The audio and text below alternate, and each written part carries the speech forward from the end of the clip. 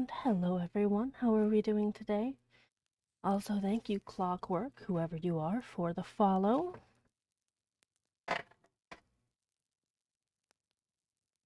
I adjusted my chair in a way that I didn't like, so we're dealing with that. I don't know why I'm in Yandere mode, but that's fine. 1 second, let me fix that. Yeah, thank you so much. I appreciate it. Today I have what is going to be the last of the tea that Lily's cousin sent. By the way, as a random update, we are going to be calling Fleshbody Lily and me Lilen. Or Lily, honestly. We kind of share the same body, so, either one is fine. I'm gonna need to get more tea soon. So hopefully I can set aside a little bit of funds for that. Also, we are going to be doing a fundraiser for me to get Clip Studio paint. If that gets funded, I'll start doing random art strees. Lil N, yeah. Tiny little N. Okay, so like how would you feel about like merch that's just a little N in like a fancy cursive script that like maybe is like black and purple and sparkly? That'd be stupid, but I don't know, it's kind of funny to me. The concept is very comedic. But yes, if we can fund Clip Studio Paint, I will start doing art streams. I don't know when, or where, or how, or why, but I'll do it. Because I really do. We really would love to get really good at art. But, being left handed kinda kills a lot of the hope for that for a lot of people. Because nothing is built with left handed people in mind. Not at all. Not even a little bit. Okay, just adjusting things just a tiny bit. But yeah, Sumi, how are you? We're doing the pre-stream. We're doing the pre-reading chit chat at the moment. So be sure to get your tea while you're waiting. If you're waiting, while why? Who knows? But yeah, we managed to get to chapter 12 last time. I don't know how far we're going to be getting today, but you know what? We'll read. We'll have a good time. How is my audio, by the way? Am I too loud? Am I not loud enough? Let me know, since we're in the pre-stream calm or the pre-reading calm. Also found a little random metal bit today that looked pretty, so it is now right next to the sticker. You're getting distracted? By what? Is it the booba? And are you distracted by the appearance of me?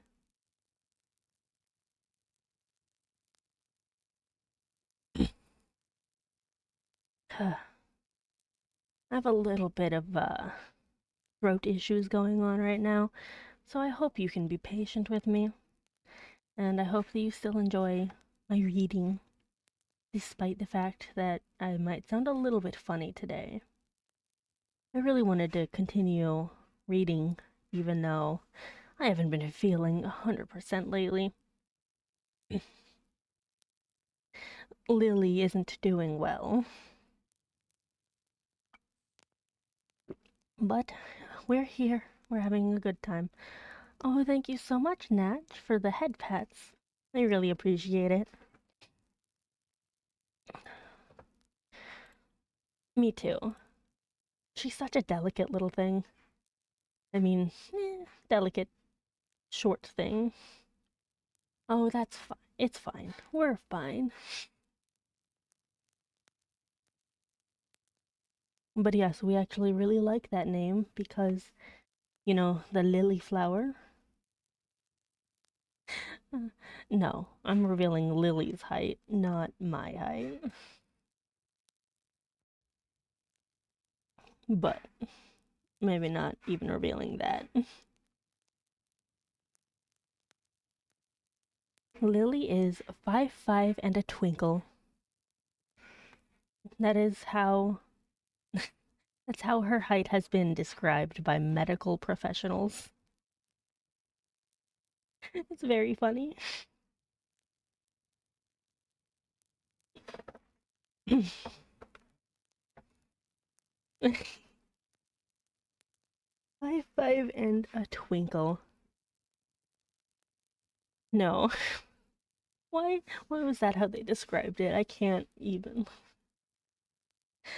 It made Lily blush like crazy.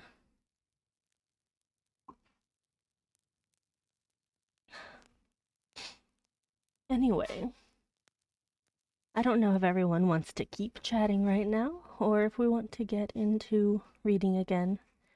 I know I enjoy reading a lot, but I also enjoy talking to everyone a lot. I'm just trying to get my voice fixed up, trying to warm up. Probably should have actually warmed up a little bit before stream, cuz we simply forget so many times, so often. Uh the new model. Well, not even new. The updated model. It's so close. We're only 8 days 8 days away from the upgrade 2.2. I don't know why it's 2.2, but it's fine. And I could technically give you folks a little sneak peek if you wanted, because I have it. I have the update.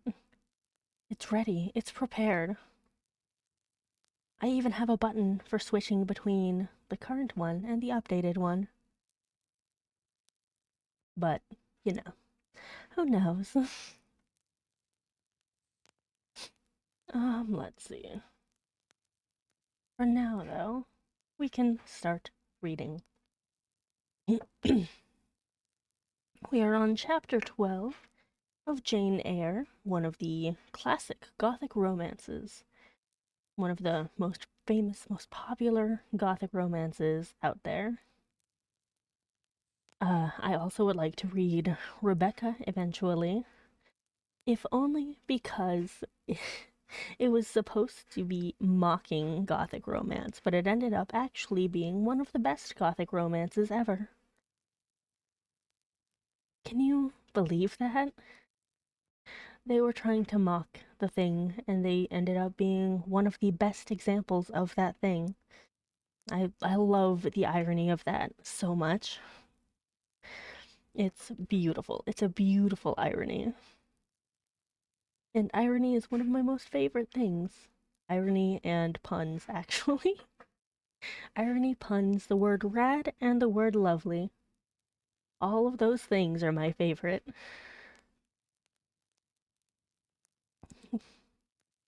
When the original objective fails. Yeah, it's very funny. It was the true way all along. Anyway, apologies. I started thinking about fun facts and everything and got a little bit distracted. Much like the author of Rebecca, I have failed in my true objective.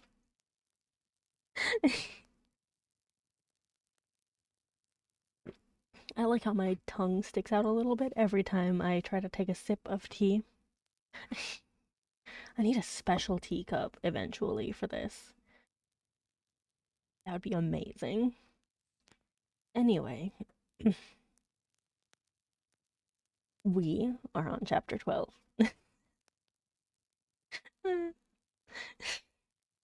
15 minutes in. And as a little reminder, we had some tragedies happen uh right before, well, not right before, but we had some tragedies occur in the old schoolhouse, I guess you would call it. We lost someone dear to us, and then we had a little bit of a time skip where Jane ended up being a teacher at her old schoolhouse. And now she's ventured forth, put out an ad to be a governess for some child she wanted to teach them. And she got a reply from the Thornfield family.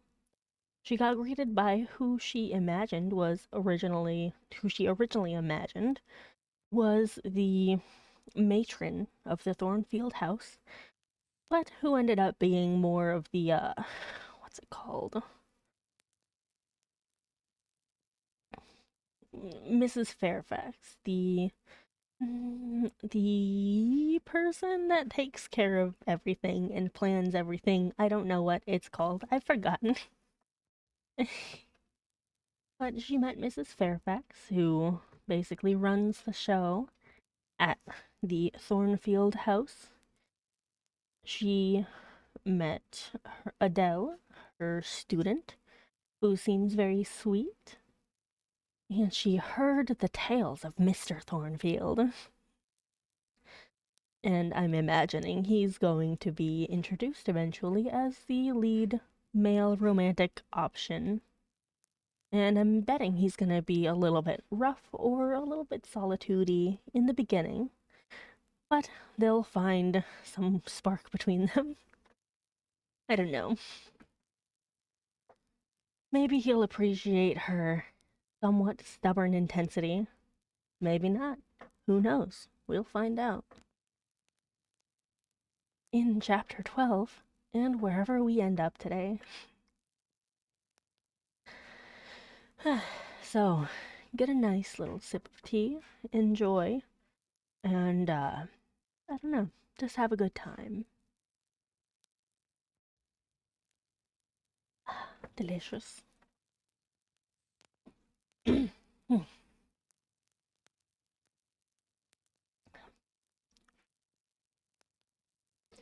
The promise of a smooth career, which my first calm introduction to Thornfield Hall seemed to pledge, was not belied on a longer acquaintance with the place and its inmates. Mrs. Fairfax turned out to be what she appeared, a placid-tempered, kind-natured woman of competent education and average intelligence. That's kind of rude, Jane. Little rude there. My pupil was a lively child, who had been spoilt and indulged, and therefore was sometimes wayward.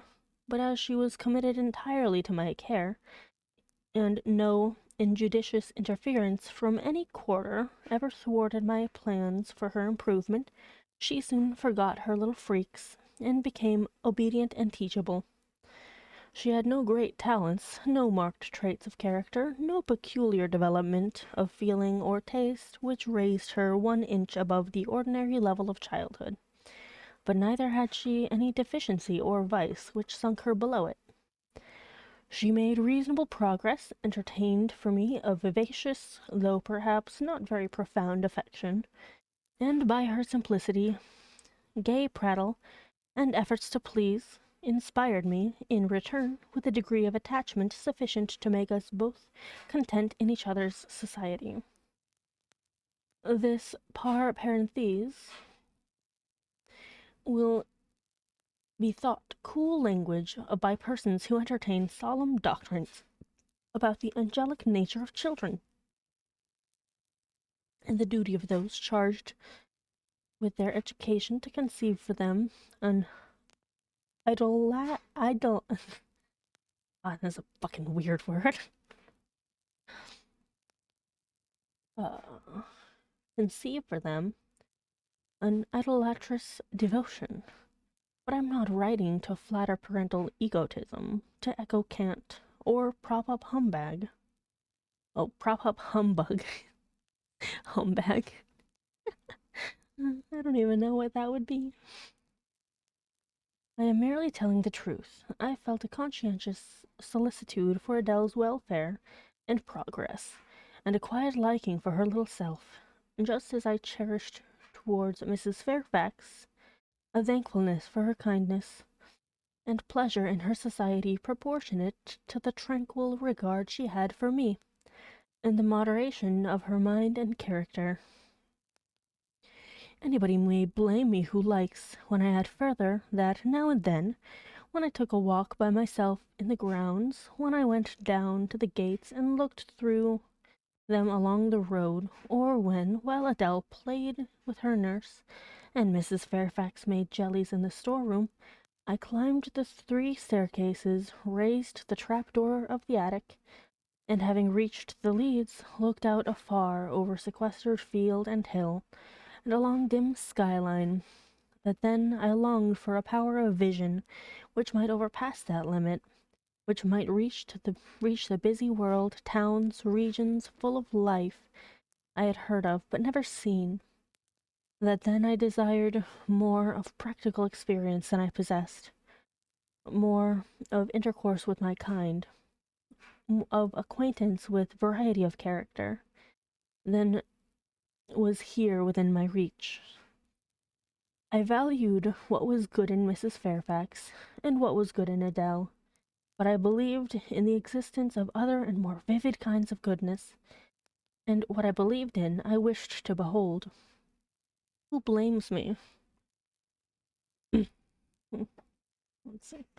Who blames me? Many, no doubt, and I shall be called discontented. I could not help it. The restlessness was in my nature. It agitated me to pain sometimes. Then my sole relief was to walk along the corridor of the 3rd story, backwards and forwards, save in the silence of solitude, and no, safe in the silence and solitude of the spot, and allow my mind's eye to dwell on whatever bright visions rose before it. And certainly they were many and glowing. Let's see. To let my heart be heaved by the exultant by the exultant movement, which, it eh, while it swelled it in trouble, expanded it with life, and best of all, to open my inward ear to a tale that was never ended, a tale my imagination created and narrated continuously, quickened with all of incident, life, fire, feeling, that it desired, and had not in my actual existence. Are my eyes staying open? I'm not entirely sure. I can try to lift it a little bit more, just to make sure that my eyes are open. Sometimes I get so focused, you know?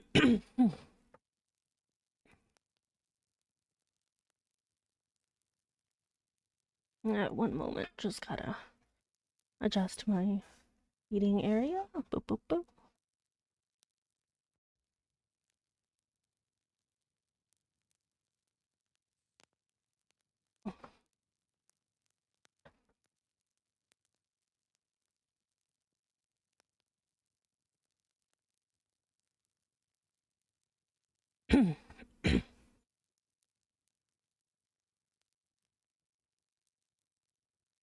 Delicious.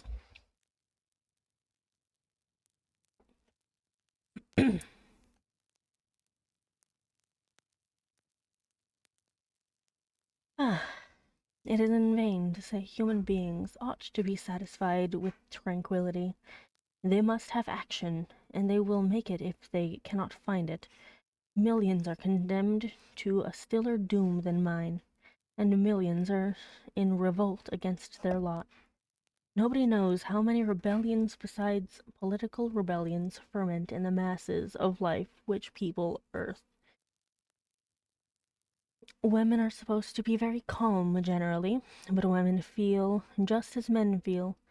They need exercise for their faculties and a field for their efforts. As much as their brothers do, they suffer from too rigid a restraint, too absolute a stagnation, precisely as men would suffer, and it is narrow-minded in their more privileged fellow creatures to say that they ought to confine themselves to making puddings and knitting stockings, to playing on the piano and embroidering bags. It is thoughtless to condemn them, or laugh at them, if they seek to do more or learn more than custom has pronounced necessary for their sex. When thus alone, I not unfrequently heard Grace Poole's laugh, the same peal, the same low, slow ha-ha, which, when first heard, had thrilled me. I heard, too, her eccentric murmurs, stranger than her laugh. There were days when she was quite silent, but there were others when I could not account for the sounds she made. I forgot to make my Twitter post, I believe. Give me just a moment. There we go. I absolutely forgot. Wonderful, amazing, lovely. Anyway.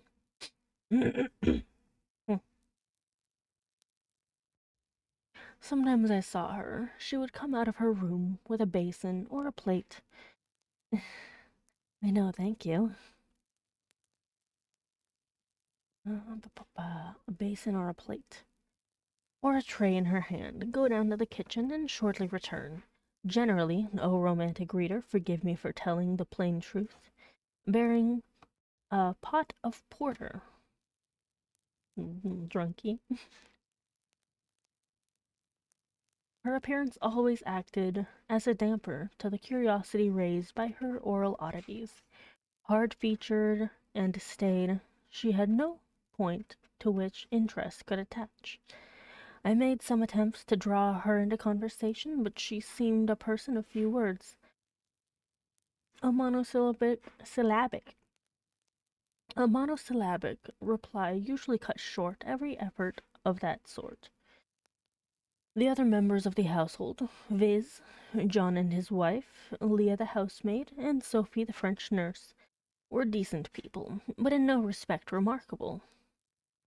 With Sophie I used to talk French, and sometimes I asked her questions about her native country, but she was not of a descriptive or narrative turn, and generally gave such vapid and confused answers as were calculated rather to check than encourage inquiry. Rude. October, November, December passed away. One afternoon in January, Mrs. Fairfax had begged a holiday for Adele because she had a cold, and as Adele seconded their request with an ardor that reminded me how precious occasional holidays had been to me in my own childhood, I accorded it, deeming that I did well in showing pliability on the point. It was a fine, calm day, though very cold. I was tired of sitting still in the library through a whole long morning. Mrs. Fairfax had just written a letter which was waiting to be posted, so I put on my bonnet and cloak and volunteered to carry it to Hay. The distance, 2 miles, would be a pleasant winter afternoon walk. Having seen Adele comfortably seated in her little chair by Mrs. Fairfax's parlor fireside, and given her best wax doll, which I usually kept enveloped in silver paper in a drawer, to play with, and a story-book for change of amusement, and having replied to her revenez bientôt, ma bonne amie, ma chère, oh my god, Jeannette, with a kiss, I set out.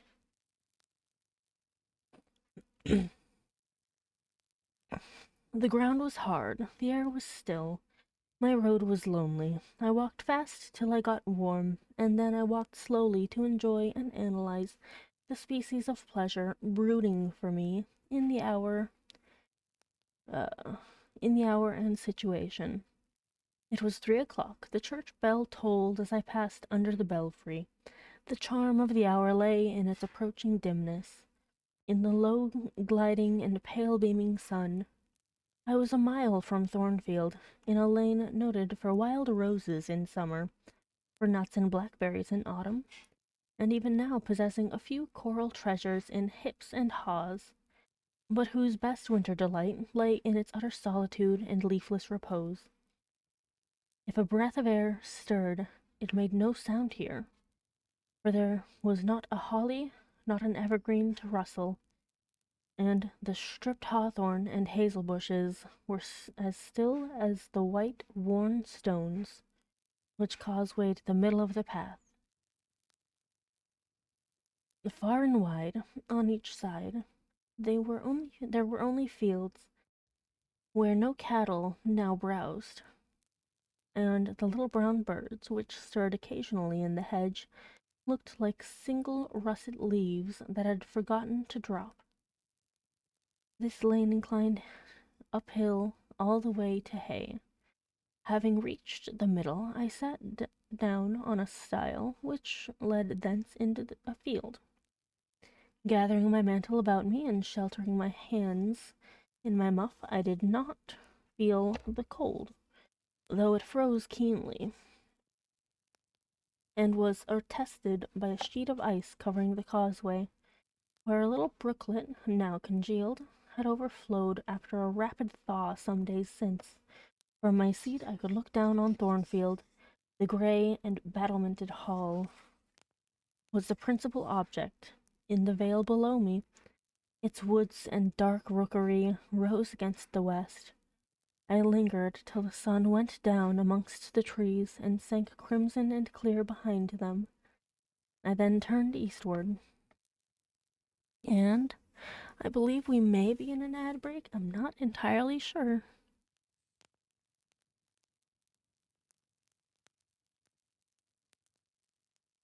Apparently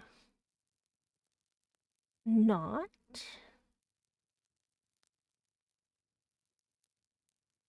We should be in one because my pre-rolls are currently on.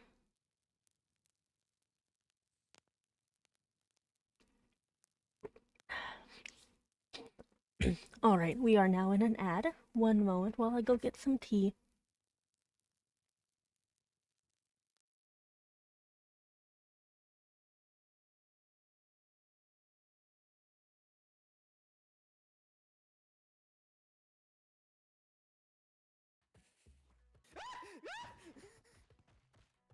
Hi. Yes, I got her! Holy shit! Oh, I got her! Fuck you! Yes, I got her! Oh,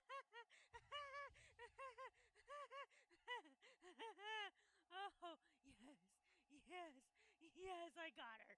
Oh, fuck! Fuck you!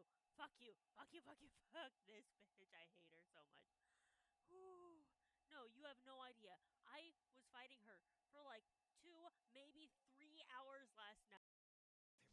Please get that to him fast. When the drugs run out, gunshot wounds will cause him terrible pain. Too bad to move. Hurry. That's fucking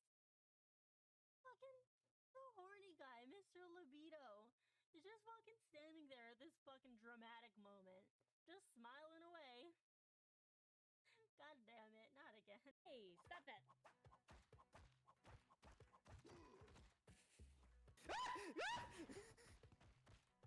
Hi. Kaden, I need an adult. Oh fuck. Help, Kaden! Help, Kaden! Ah! No, not a mana! No, Kaden! Kaden!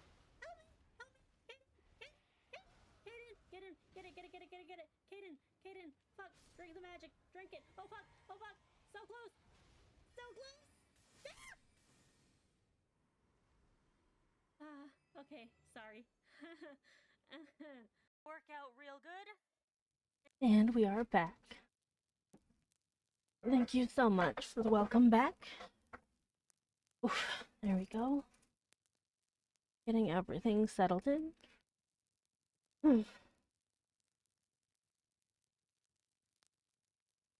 There we go, there we go. Lovely. I hope you enjoyed the clips that were running. I hope that the audio wasn't too loud or too quiet. I can always make adjustments later on. Alright, let me get back. Thank you. Nice deep breath before we begin again. On the hilltop above me sat the rising moon, pale yet as a cloud, but brightening momentarily. She looked over Hay, which, half lost in trees, sent up a blue smoke from its few chimneys. It was yet a mile distant, but in the absolute hush I could hear plainly its thin murmurs of life. My ear, too, felt the flow of currents. In what dales and depths I could not tell, but there were many hills beyond Hay, and doubtless many becks threading their passes. That evening calm betrayed alike the tinkle of the nearest streams, the sough of the most remote. A rude noise broke on these fine ripplings and whisperings, at once so far away and so clear, a positive tramp, a metallic clatter, which effaced the soft wave wanderings as, in a picture, the solid mass of a crag, or the rough boles of a great oak, drawn in dark and strong on the foreground, effaced the aerial distance of azure hill, sunny horizon, and blended clouds, where tint melts into tint. Also, one moment, I'm gonna go turn the dryer off.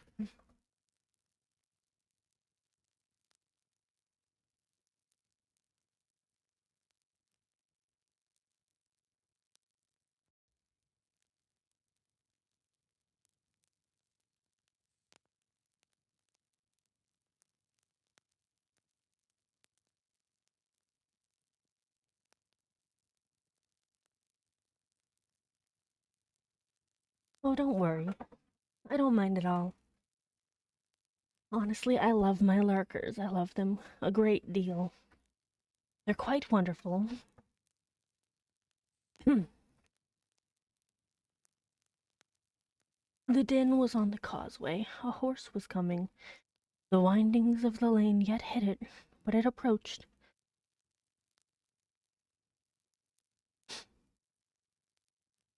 Yeah, there's plenty of commands available. Most of them are actually in the,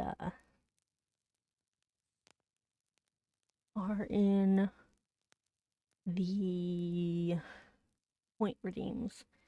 You can spend your motes on a lot of things. I'm going to be adding more things over time. I'm also trying to learn how to do mix it up.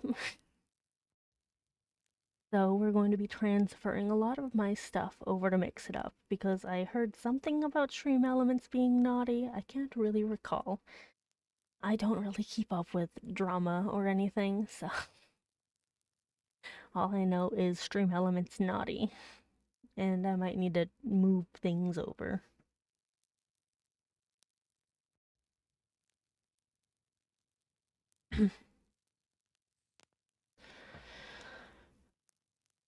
I was just leaving the stile, yet, as the path was narrow, I sat still to let it go by. Yeah, I mean, I heard that they did something socially unacceptable. I don't know. I have no idea. I'm working on it, though. I'm working on moving to mix it up. It's just hard. Let's see. In those days I was young, and all sorts of fancies bright and dark tenanted my mind. The memories of nursery stories were there amongst other rubbish, and when they recurred, maturing youth added to them a vigor and vividness beyond what childhood could give. As this horse approached, and as I watched for it to appear through the dusk, I remembered certain of Bessie's tales, wherein figured a north of England spirit called uh, Gytrash, which, in the form of a horse, mule, or large dog, haunted solitary ways, and sometimes I came upon belated travelers, as this horse was now coming upon me. It was very near, but not yet in sight, when, in addition to the tramp tramp, I heard a rush under the hedge, and close down by the hazel stems glided a great dog, whose black and white color made him a distinct object against the trees. It was exactly one form of Bessie's Gitrish? How do you say it? Does anyone know?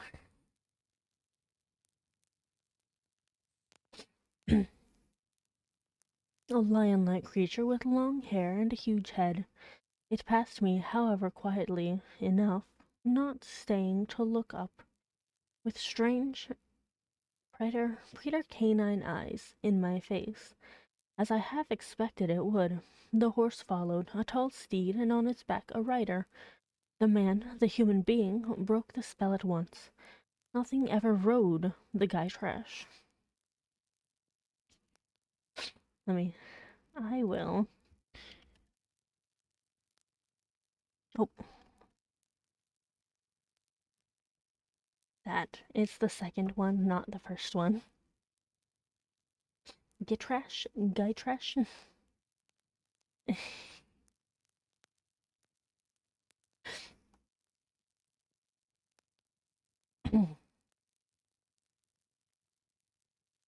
It was always alone, and goblins, to my notions, though they might tenant the dumb carcasses of beasts, could scarce covet shelter in the commonplace human form.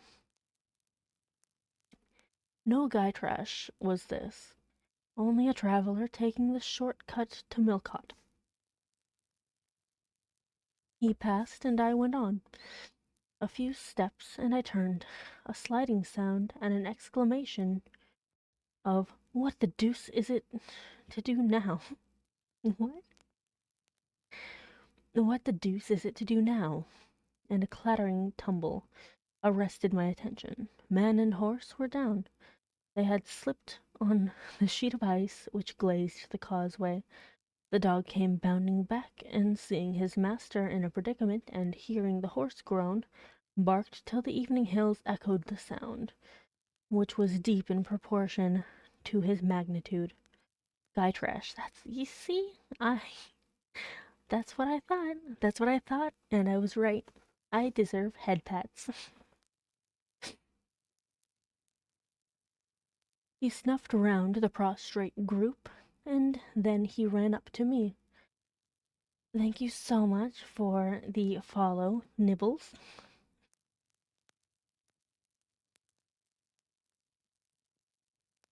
And then he ran up to me. It was all he could do. There was no other help at hand to summon. I obeyed him and walked down to the traveller, by this time struggling himself free of his steed.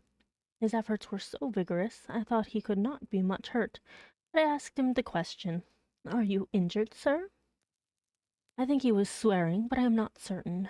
However, he was pronouncing some formula which prevented him from replying to me directly. "Can I do anything?" I asked again. "You must just stand on one side," he answered, as he rose, first to his knees and then to his feet. I did, whereupon began a heaving, stamping, clattering process, accompanied by a barking and baying, which removed me effectually some yards' distance.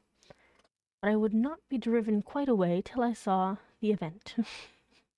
What event, mind you? Who knows? This was finally fortunate. The horse was re-established, and the dog was silenced with a "Down, Pilot." Nice name for a dog. No one ever names their dog Pilot. It's always like Sadie or Buddy or Champ. There's just a few names that everyone names their dogs. Princess. I hate dogs named Princess. Don't name your dog Princess. Anyway, the traveler, now stooping, felt his foot and leg as if trying whether they were sound. Apparently something ailed them, for he halted on the stile whence I had just risen, and sat down. I was in the mood for being useful, or at least officious, I think, for I now drew near him again. If you are hurt and want help, sir, I can fetch someone either from Thornfield Hall or from Hay. Thank you. I shall do. I have no broken bones, only a sprain.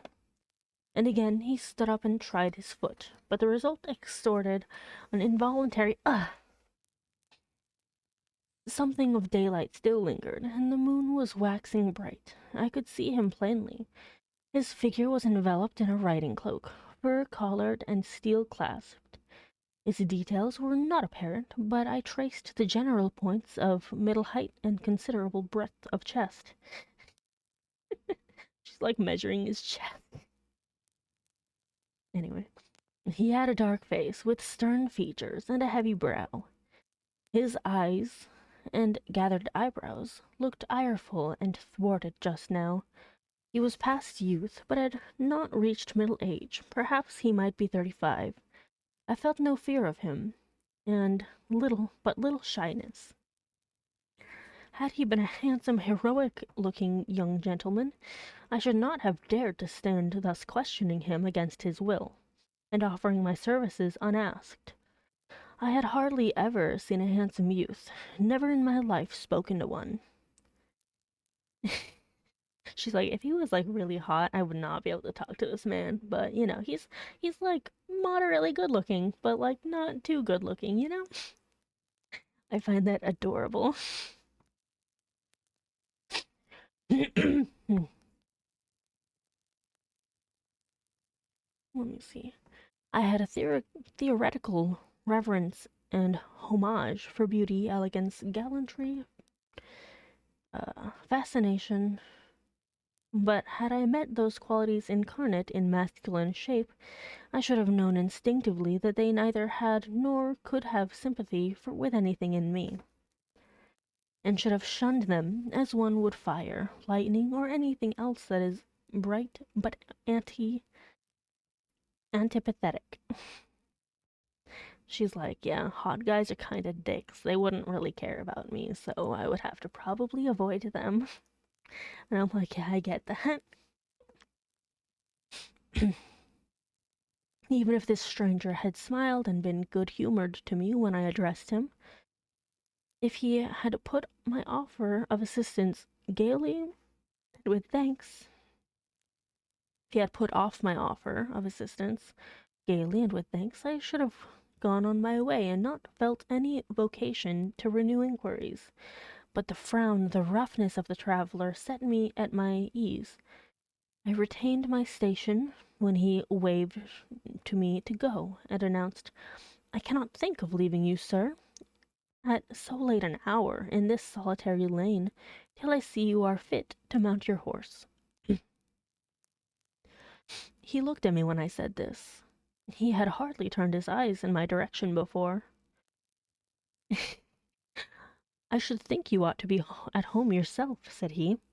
"If you have a home in this neighborhood, where do you come from?" "From just below, and I am not at all afraid of being out late, when it is moonlight. I will run over to Hay for you with pleasure, if you wish it. Indeed, I am going there to post a letter." "You live just below? Do you mean at that house with the battlements," pointing to Thornfield Hall, "on which the moon cast a hoary gleam, bringing it out distinct and pale from the woods that, by contrast with the western sky, now seemed one mass of shadow?" "Yes, sir. Whose house is it? Mr. Rochester's?" "Do you know Mr. Rochester?" "No, I have never seen him." "He is not a resident, then?" "No." "Can you tell me where he is?" "I cannot." You are not a servant at the hall, of course. You are. He stopped, ran his eye over my dress, which, as usual, was quite simple. A black merino cloak, a black beaver bonnet, neither of them half fine for a lady's maid. He seemed puzzled to decide what I was. I helped him. He's like, I don't know what the hell you are.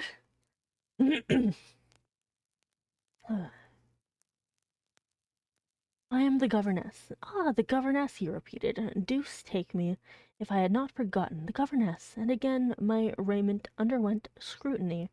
In 2 minutes he rose from the stile. His face expressed pain when he tried to move.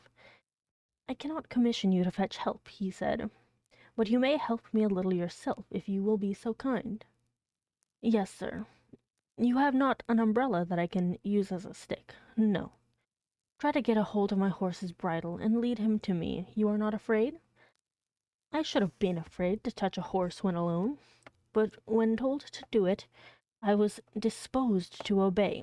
I put down my muff on the stile and went up to the tall steed. I endeavored to catch the bridle, but it was a spirited thing, and would not let me come near its head. I made effort on effort, though in vain. Meantime, I was mortally afraid of its trampling forefeet. The traveler waited and watched for some time, and at last he laughed. Yeah, it is pretty funny. Oh, I'm sorry, Natch. This is quite funny, though. He's like, hey, can you give me my horse bridle? I feel like he's kind of testing to see, how ballsy she is. And she's succeeding, apparently. It's very funny to me.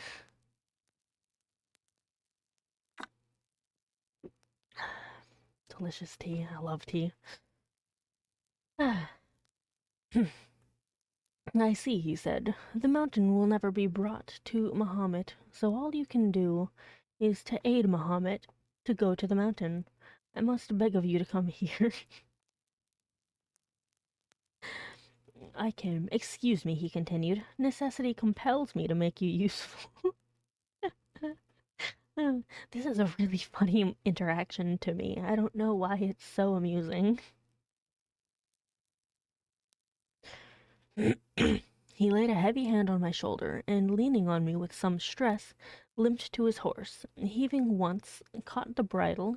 He mastered it directly and sprang to his saddle, grimacing grimly as he made the effort, for it wrenched his sprain. Ah! Now, said he, releasing his underlip from a hard bite, just hand me my whip. It lies there under the hedge. I sought it and found it. Thank you. Now make haste with the letter to Hay, and return as fast as you can. He's definitely the guy. He has a sense of humor. He's like, go get me my horse bridle. Yeah, do it. How brave are you? Are you brave? Are you basic? Come on, man. And then, like, his chuckling when she fails, but tries. She tries a lot. She tried many times. I don't know. It was amusing to me for some reason. A touch of a spurred heel made his horse first start and rear, and then bound away. I know, right? I wouldn't either. I would try my best, too. The dog rushed in his traces. All three vanished. Like heath that, in the wilderness, the wild wind whirls away. I do like that he had a sense of humor. He watched this woman in a very fancy outfit. Well, not fancy. In a very plain, but,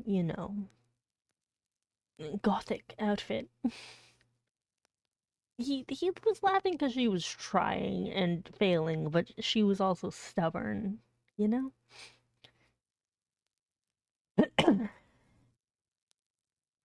Yeah, I mean, she's literally described it as plain, but it would be seen as way too formal for some normal person in modern times to wear. Even though I'm looking at a picture of the outfit and I would love to wear it. It looks very pretty.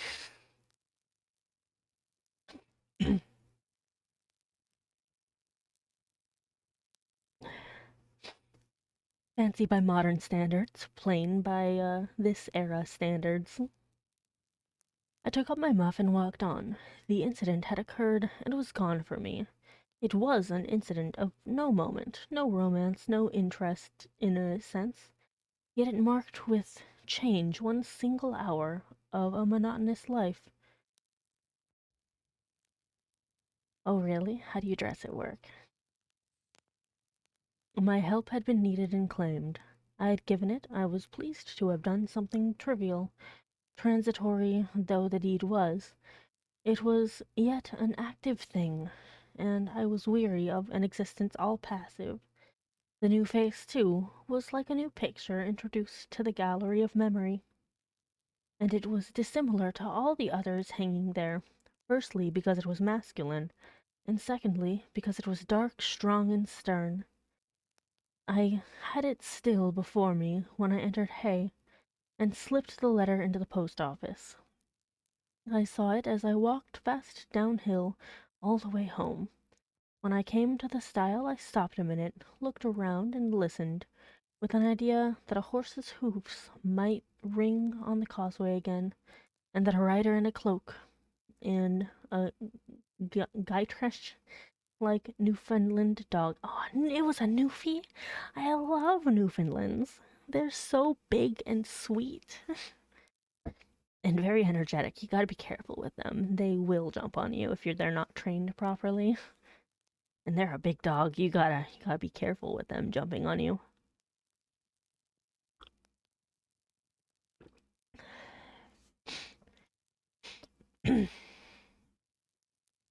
Wallet change, usually wear fishnet shirts under my t-shirts.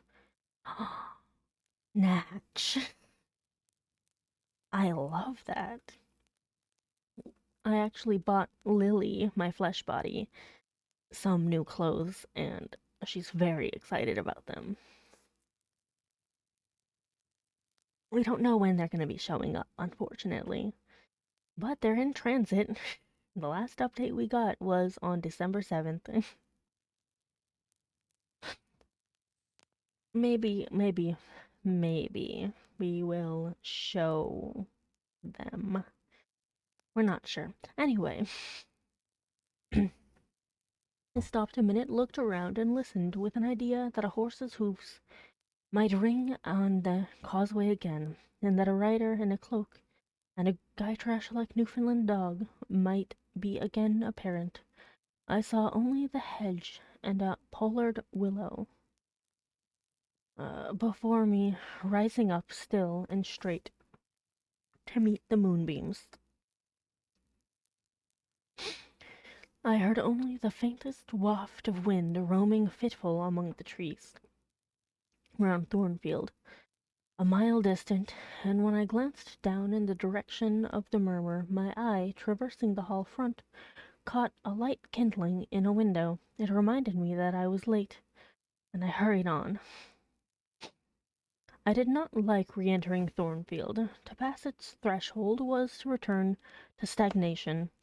To cross the silent hall, to ascend the darksome staircase, to seek my own lonely little room, and then to meet tranquil Mrs. Fairfax, and spend the long winter evening with her, and her only, was to quell wholly the faint excitement wakened by my walk, to slip again over my faculties the viewless fetters of a uniform and too still existence, of an existence whose very privileges of scrutiny and ease I was becoming incapable of appreciating. What good it would have done me at the time to have been tossed in the storms of an uncertain, struggling life, and to have been taught by rough and bitter experience to long for the calm amidst which I now repined, ripened, ripened, repined? I'm not sure. No, it's repined because ripened would have the I earlier.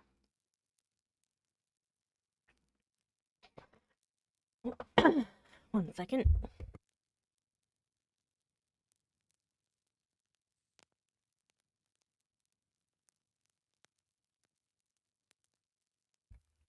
Sorry, I had to clear my throat for a moment. Yes, just as much good as it would do a man tired of sitting still in a too easy chair to take a long walk. And just as natural was the wish to stir under my circumstances as it would be under his. I lingered at the gates, I lingered on the lawn, I paced backwards and forwards on the pavement. The shutters of the glass door were closed. I could not see into the interior, and both my eyes and spirit seemed drawn from the gloomy house, from the grey hollow filled with rayless cells, as it appeared to me, to that sky expanded before me, a blue sea absolved from taint of cloud, the moon ascending in its solemn march, her orb seeming to look up as she left the hilltops, from behind which she had come, far and farther below her, and aspired to the zenith, midnight dark in its fathomless depth and measureless distance. And for those trembling stars that followed her course, they made my heart tremble, my veins glow when I viewed them. Little things recall us to earth. The clock struck in the hall. That sufficed. I returned from the moon and stars, opened a side door, and went in. The hall was not dark, nor yet was it lit. Only by the high-hung bronze lamps a warm glow suffused both it and the lower steps of the oak staircase. This ruddy shine issued from the great dining room, whose two-leaved door stood open, and showed a genial fire in the grate, glancing on marble hearth and brass fire-irons, and revealing purple draperies and polished furniture. In the most pleasant radiance, it revealed, too, a group near the mantelpiece. I had scarcely caught it, and scarcely become aware of a cheerful mingling of voices, amongst which I seemed to distinguish the tones of Adele, when the door closed. I hastened to Mrs. Fairfax's room. There was a fire there, too, but no candle, and no Mrs. Fairfax. Instead, all alone, sitting upright on the rug, and gazing with gravity at the blaze, I beheld a great black and white dog, black and white long-haired dog, just like the Gytrash of the lane. It was so like it that I went forward and said, "Pilot," and the thing got up and came to me. We're in an ad, so I'm going to take a moment to catch my breath and giggle about the fact that it was, in fact, him.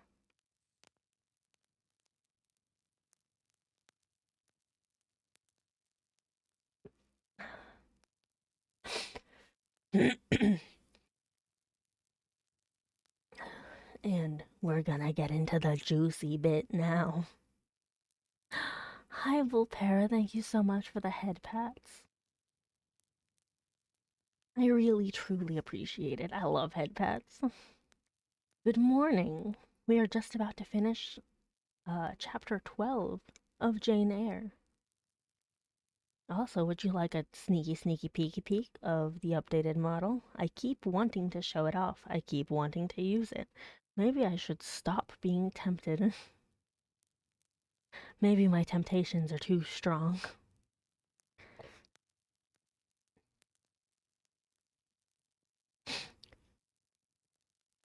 Okay, just like for 5 seconds. Look at me.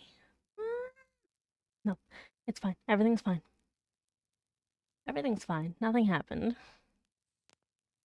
That is also my test thing for my Twitch throwing system.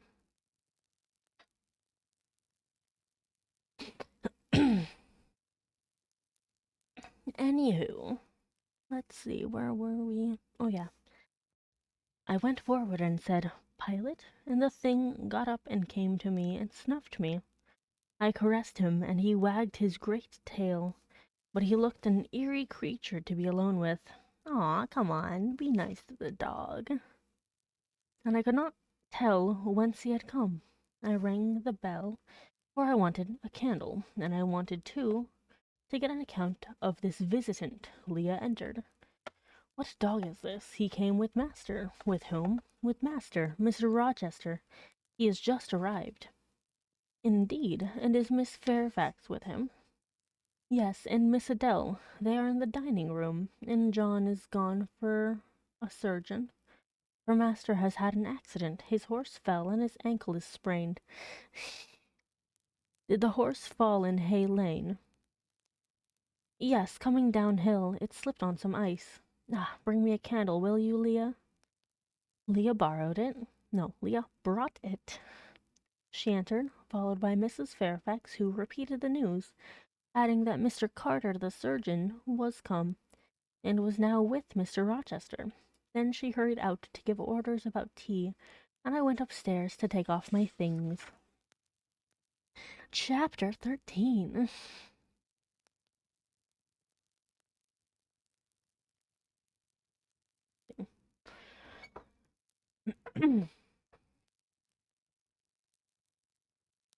Mr. Rochester, it seems, by the surgeon's orders, went to bed early that night, nor did he rise soon next morning. When he did come down, it was to attend to business. His agent and some of his tenants were arrived and waiting to speak with him. Adele and I had now to vacate the library. It would be in daily requisition as a reception room for callers.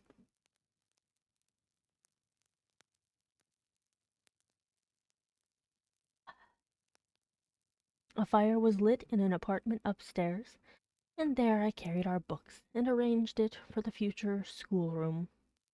I discerned in the course of the morning that Thornfield Hall was a changed place. No longer silent as a church, it echoed every hour or two to a knock at the door, or the clang of a bell.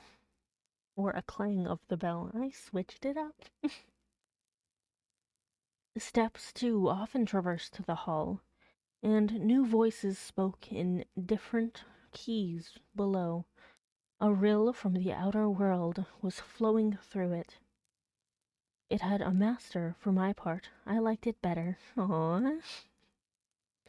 That's so adorable. Adele was not easy to teach that day. She could not apply. She kept running to the door and looking over the banisters to see if she could get a glimpse of Mr. Rochester.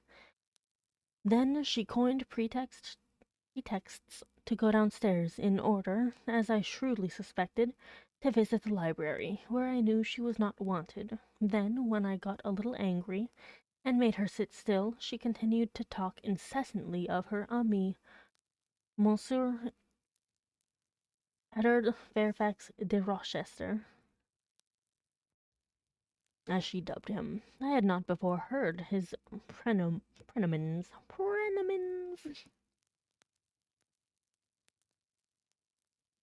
And to conjecture what presents he had brought her, for it appears he had intimated the night before that when his luggage came from Millcote, there would be found amongst it a little box in whose contents she had interest. Et cela doit signifier, eh? She said, qui aura la détente, un cadeau pour moi, et peut-être pour vous aussi, mademoiselle. Monsieur a parlé de vous. Il me demande le nom de ma gouvernante. Et si elle n'était pas une petite personne, assez mise et un peu pâle, j'ai dit quoi? Car c'est vrai, n'est-ce pas, mademoiselle? I and my pupil dined as usual in Mrs. I'm rusty at French, okay? It's been a long time since Lily was in high school learning French. Shh, hush, okay? Hush and shush.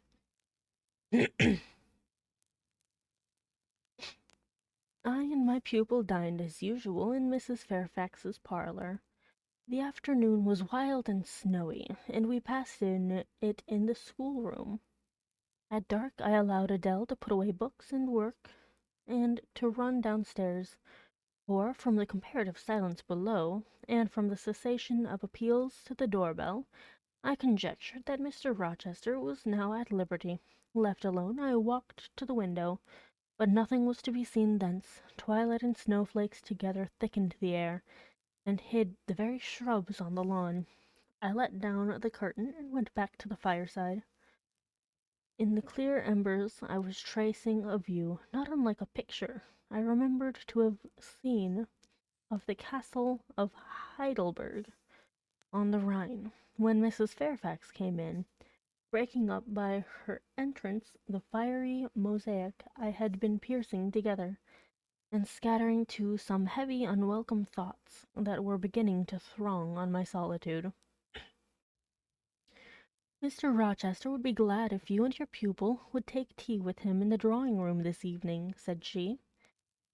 "He has been so much engaged all day that he could not ask to see you before. When is his tea time?" I inquired. "Oh, at 6 o'clock. He keeps early hours in this country." "You had better change your frock now. I will go with you and fasten it. Here is a candle." "Is it necessary to change my frock?" "Yes, you had better. I always dress for the evening when Mr. Rochester is here." I get so, I get, we get so antsy and excited about romance novels.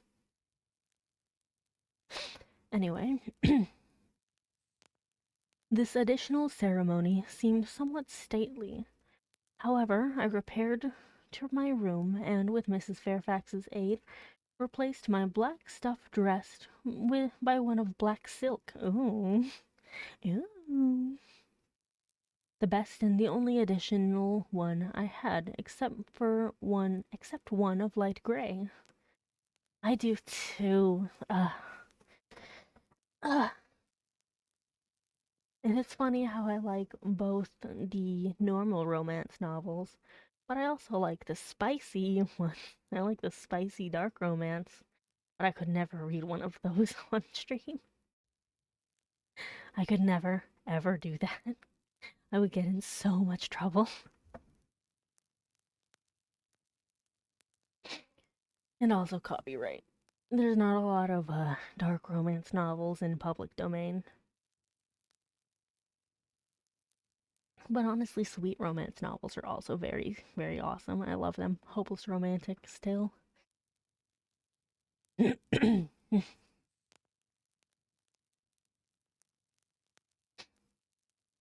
With one of silk, the best and the only additional one I had, except one of light gray, which, in my Lawwood notions of the toilet, I thought too fine to be worn except on first-rate occasions.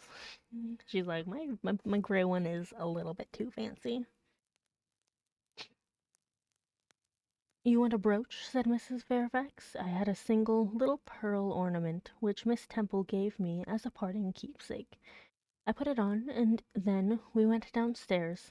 Unused as I was to strangers, it was rather a trial to appear thus formally summoned by in Mr. Rochester's presence.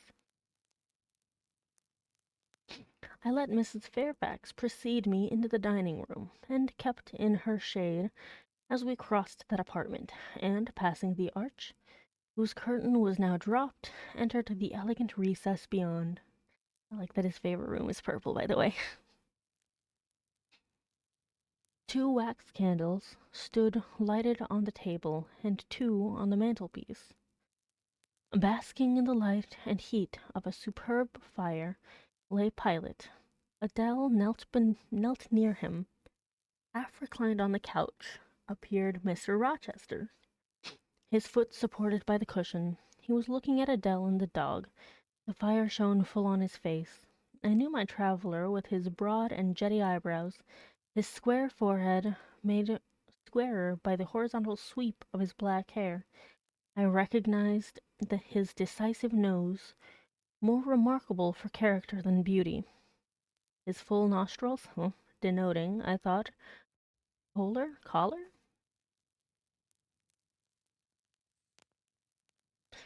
His grim mouth, chin, and jaw, yes, all three were very grim, and no mistake. His shape, now divested of cloak, I perceived harmonized in squareness with his physiognomy.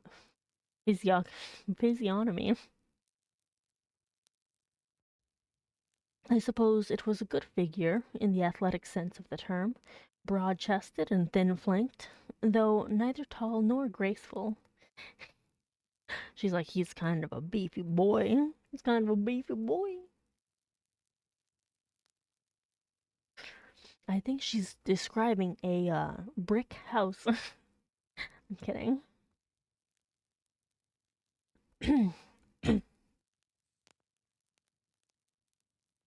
Mr. Rochester must have been aware of the entrance of Mrs. Fairfax and myself, but it appeared he was not in the mood to notice us, for he never lifted his head as we approached. Thank you so much for the raid, Fail Project. How are you doing? I hope you're doing well. I know it's a little bit odd to raid someone doing a reading ASMR thing, but I appreciate you being here. Everyone that's watching me, feel free to check out Fail Project games. We are planning on playing Resident Evil on a Saturday coming up. Yeah.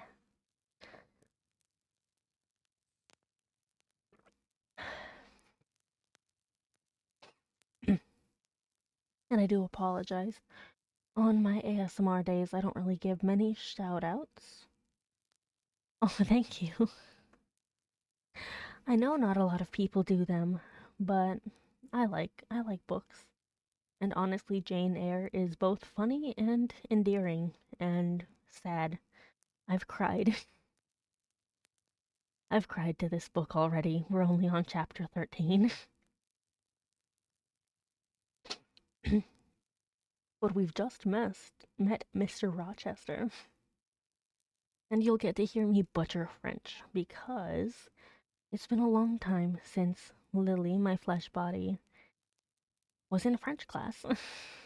So we've kind of lost a lot of our skill in that. Is that in public domain? I am always looking for new book suggestions in public domain that I can read. Or if anyone knows any indie authors that can give me written consent to have their book read on stream, I'll do that. Public domain means that you can basically do whatever you want with the source material. It's usually the author, in this case, has to have been dead for I think 70 years. Unless certain companies get a hold of the copyright and extend it.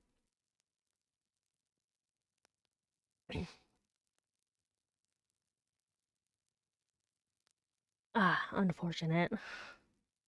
Well, if you ever find anything in public domain that I can read, I love reading classic literature. Oh, my German again? Ooh. Yeah, Lily, my flesh body, is mostly German. And we've wanted to learn the German language, but we've also heard that it's one of the hardest ones to learn if you're a native English speaker. We also can't roll our R's. We don't know why. We don't know why we can't do it, but it's just a thing that our body doesn't want to do. It has to be 7 years because that means in our lifetime we'll never be able to read Peterson or King or Sanderson live. Yeah.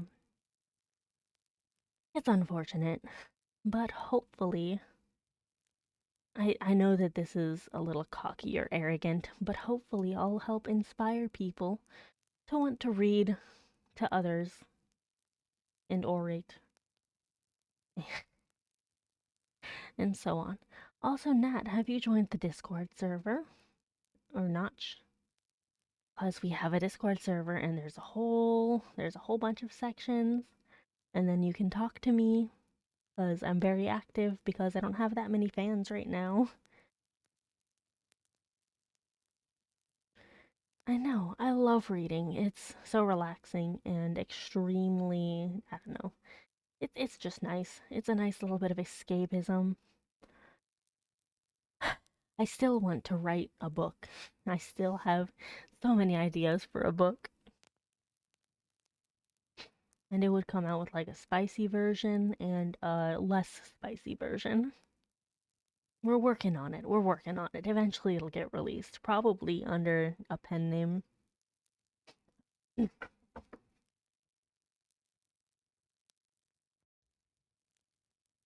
Anyway,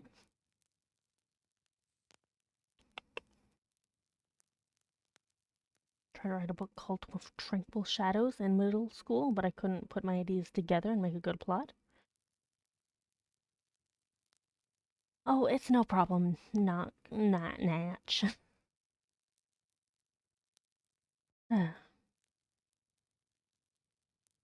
Oh, it's fine. It's fine. Honestly, my reading streams are the chill streams that can go off topic quite often. Knock?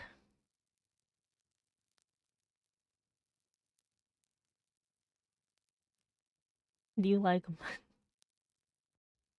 my processing face?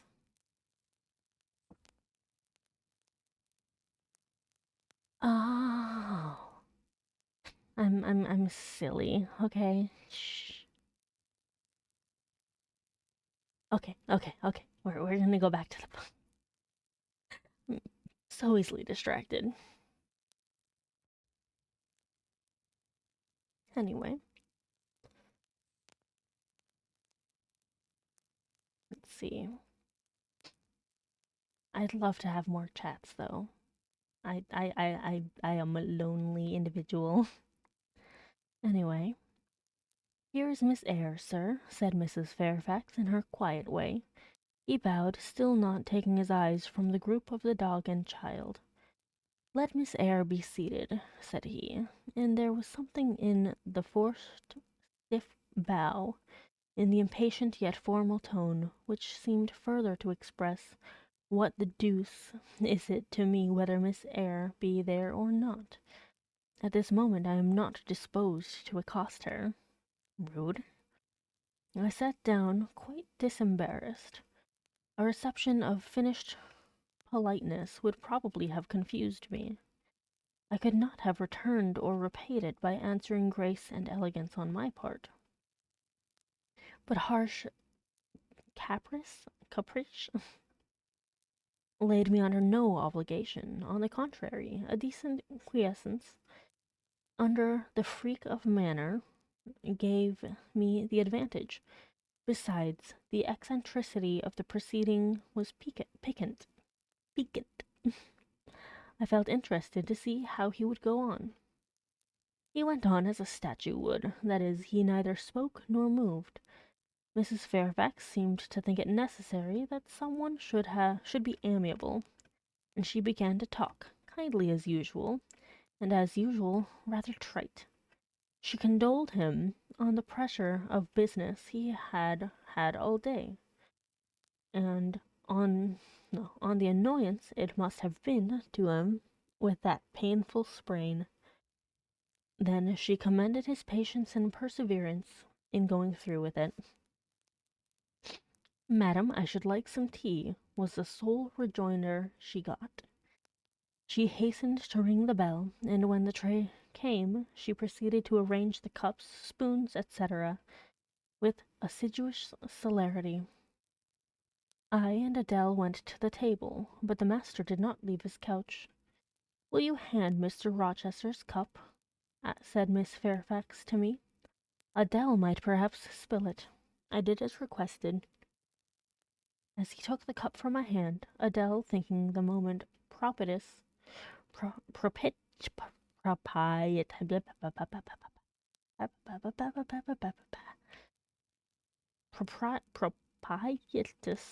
for making a request in my favor, cried out, N'est-ce pas, monsieur? Qu'il y a un cadeau pour mademoiselle est dans votre petit coffret? Who talks of cadeau? Said he gruffly. Did you expect a present, Miss Eyre? Are you fond of presents? Hey, don't be mean. And he searched my face with eyes that I saw were dark, irate, and piercing. I hardly know, sir. I have little experience of them. They are generally thought pleasant things. Generally thought, but what do you think? I should be obliged to take time, sir, for I could not give you an answer worthy of your acceptance. A present has many faces to it, has it not? And one should consider all before pronouncing an opinion as to its nature. She's like, I don't know if I like a present. It kind of depends on what it is and who it's from and the context.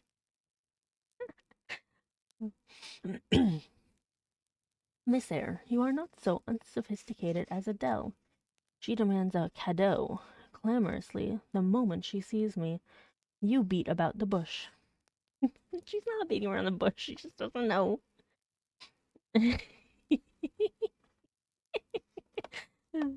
I'm finding this very amusing. I love their interactions so far. Because I have less confidence in my desserts than Adele has. She can prefer the claim of old acquaintance, and the right, too, of custom. Oh, we're almost at a month of you following me. Thank you. I appreciate it. You've watched for 4 hours? Oh my goodness.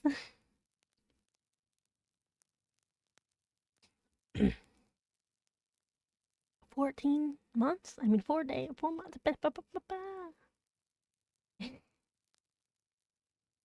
Oh, I think it only counts it if it's like your active tab and it's not muted. I don't know. I don't know. Apparently, Stream Elements is fucky, so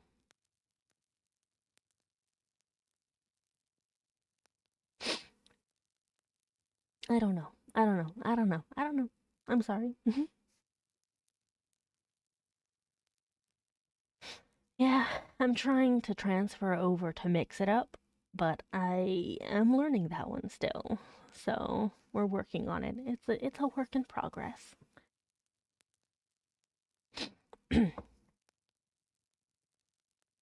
Because I have less confidence in my desserts than Adele has. She can prefer the claim of old acquaintance, and the right, too, of custom, for she says you have always been in the habit of giving her playthings. But if I had to make out a case I should be puzzled, since I am a stranger and have done nothing to entitle me to an acknowledgment. Was it I'm sleeping? Ah. Well, I'm sorry I'm making you not get sleep. I hope that you still get as much rest as you need. Oh, speaking of which, oh, don't fall back on over modesty. I have examined Adele, and find you have taken great pains with her. She is not bright, she has no talents, yet in a short time she has made much improvement. Sir, you have now given me my cadeau. I am obliged to you. It is the meed teachers most covet, praise of their pupils' progress. I think he's kind of starting to want to give her a present because she's like, I don't know, I don't like gifts. Shut up. It's he went from being like, oh, so do you expect a present from me? And to being like, wait a second, do you not want a present from me? How dare you? It's such a funny little. I don't know. It's such a funny little change in vibes. Sorry, I got really amused there. Hump, said Mr. Rochester as he took his tea in silence. Come to the fire, said the master, when the tray was taken away, and Mrs. Fairfax had settled into a corner with her knitting. while Adele was leading me by the hand round the room, showing me the beautiful books and ornaments on the consoles and chiffoniers. We obeyed, as in duty bound. Adele wanted to take a seat on my knee, but she was ordered to amuse herself with Pilot. You have been a resident in my house 3 months? Yes, sir. And you came from? From Lawood School in Blankshire. Ah, a charitable concern. How long were you there? 8 years. 8 years? You must be tenacious of life. I thought half the time in such a place would have done up any constitution. No wonder you have rather the look of another world. I marvelled where you had got that sort of face. When you came to me in Hay Lane last night, I thought unaccountably of fairy tales, and had half a mind to demand whether you had bewitched my horse. I am not sure yet. Who are your parents? I have none. Nor ever had, I suppose. Do you remember them? No. I thought not. And so you were waiting for your people when you sat on that stile? For whom, sir? For the men in green. It was a proper moonlight evening for them. Did I break through one of your rings, that you spread that damned ice on the causeway?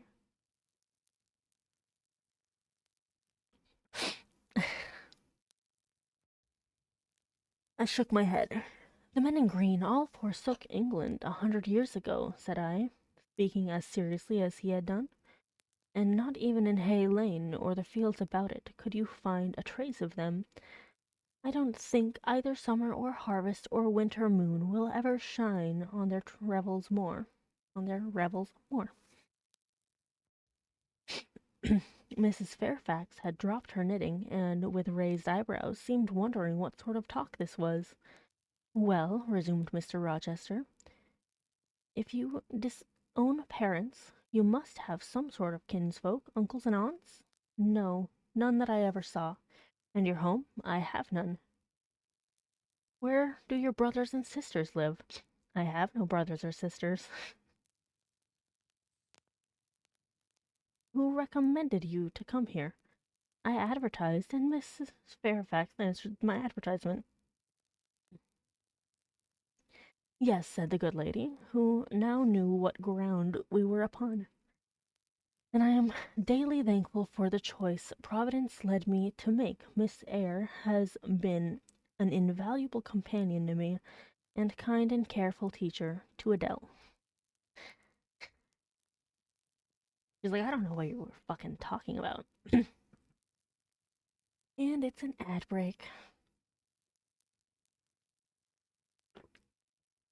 Meaning time for me to go get more tea while you guys enjoy some clips. I'll be right back.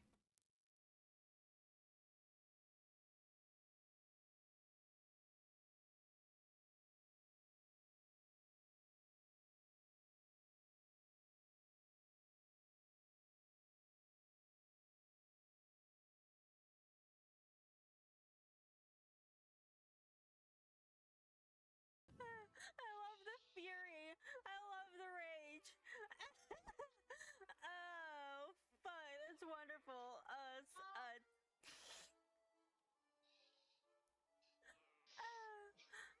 I had a half egg in it. Good. Well, I had two halves of an egg in it. So an egg. Yeah. So you. Why? I don't know what you're talking about. I don't know where the confusion is coming from. I need to go put away my bowl. My boy, my boy. Look at him. He was having that sexy moment again. Look at him. He turned off like an entire block of lights for 10 seconds with.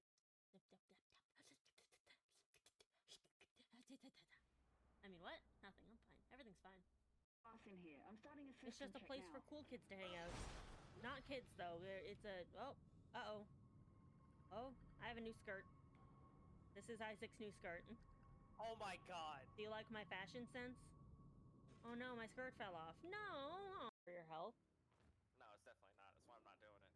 I'm taking a shortcut. That's not a shortcut. Shortcut if it makes my route shorter.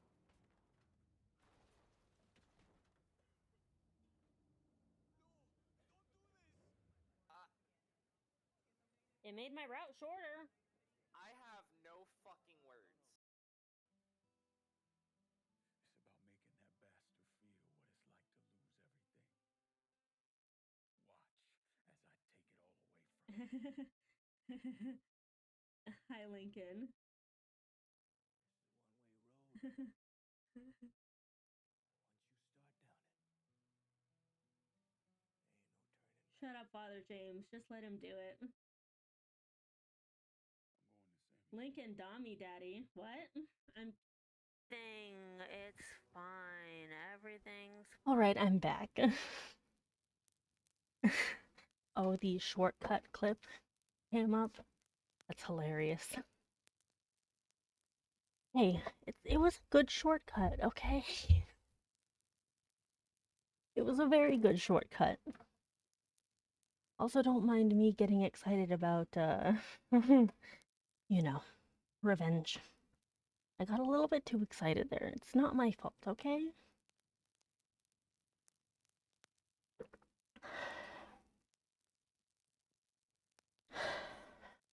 You know? I couldn't really glean a lot from it. For some reason, it kinda... The information didn't translate to me for some reason. The information just kind of went through my head.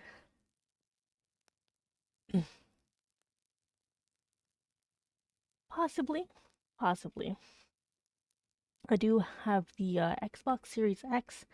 One of my supporters got for me for my birthday. That was crazy. I was really overwhelmed with that. But yes, I was very into Lincoln Clay, I believe. I'm terrible with names. But I remember John fucking Donovan. John Donovan. Oh yeah, that's unfortunate. Sorry, my nose. My nose itches. Anyway, we're gonna continue. I like their little back and forth. They're like this Bronte lady. Yeah. The only reason I got the only reason I got an Xbox Series X was because Game Pass exists, and it is much, much, much cheaper than the PlayStation Network of an equivalent amount. You know? Does that make any sense? And it also is for both PC and Xbox. I like the connection that it has with PC. 'Cause in my heart of hearts, I'm a PC gamer, but unfortunately, my current GPU cannot keep up with most games while I also VTube. And getting a new GPU that would be an actual upgrade would be like $1,000, which is the same amount I spent on the entire computer. So that's gonna have to wait for a little bit. That's the same cost of my model. PSN is good till good till 2028. Last time I paid was 2020. A deal that got allowed to buy me 9 years. Damn. Was it like a Black Friday deal? You know, back when Black Friday was still good? Because apparently this year it was awful. It was terrible. Oh, not and fail. How do you feel about getting a little sneaky peek at the updated model? What do y'all want? I mean, it's really not that much. Random ass sales throughout the year? Oh. Well, we'll do like a tiny little sneaky peek, okay? Just like a couple seconds. Okay. But get hyped for the 20th when I start using it for both this and my normal streams. One second, I have to click off of OBS. Oh, I look so much better now. Look at me. The rigging is also improved too.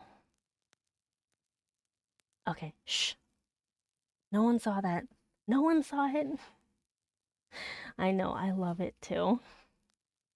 But it's coming out on the 20th, okay?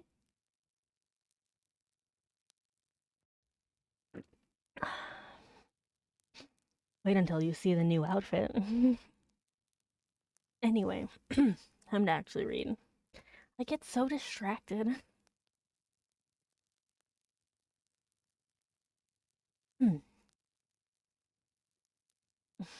Yay! I am looking forward to it too. Who recommended you to come here? I advertised, and Mrs. Fairfax answered my advertisement. Yes, said the good lady, and now, who now knew what ground we were upon? And I am daily thankful for the choice Providence led me to make. Miss Eyre has been an invaluable companion to me, and a kind and careful teacher to Adele. Ah, yeah, I like discounts. They're fun. Upgrading from essential. Ah. Don't trouble yourself to give her a character, returned Mr. Rochester. Eulogiums will not bias me. I shall judge for myself. She began by felling my horse. Sir, said Mr. Fairfax, I have to thank her for this sprain. The widow looked bewildered. Miss Eyre, have you ever lived in a town? No, sir. Have you seen much society? None but the pupils and teachers of Lawwood, and now the inmates of Thornfield. Have you read much? Only such books as came in my way, and they have not been numerous or very learned. You have lived the life of a nun. No doubt you are well drilled in religious forms. Brocklehurst, who I understand directs Lawwood, is a parson, is he not? Yes, sir. And you girls probably worshipped him, as a convent full of religiouses would worship their director. Oh no. Sorry, then I read ahead a little bit. And you girls probably worshipped him, as a convent full of religiouses would worship their director. Oh no. You are very cool. No? What? A novice not worship her priest? That sounds blasphemous. I disliked Mr. Brocklehurst, and I was not alone in the feeling. He is a harsh man, at once pompous and meddling. He cut off our hair for economy's sake, bought us bad needles and thread, with which we could hardly sew. That was very false economy, remarked Mrs. Fairfax, who now again caught the drift of the dialogue. And was that the head and front of his offending? Demanded Mr. Rochester. He starved us when we had the sole superintendence of the he starved us when he had the sole superintendence of the provision department before the committee was appointed, and he bored us with long lectures once a week, and with evening readings from books of his own inditing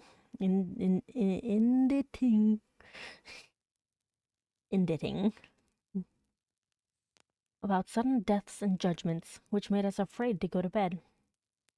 What age were you when you went to Lawwood? About 10. And you stayed there 8 years. You are now then 18? I assented. Arithmetic, you see, is useful. Without its aid, I should hardly have been able to guess your age. It is a point difficult to fix, where the features and countenance are so much at variance as in your case. And now, what did you learn at Lawwood? Can you play? A little. Of course, that is the established answer. Go into the library, I mean, if you please. Excuse my tone of command. I am used to say, do this, and it is done. I cannot alter my customary habits for one new inmate. Go then into the library. Take a candle with you, leave the door open, sit down to the piano, and play a tune. I departed, obeying his directions. I like this so far.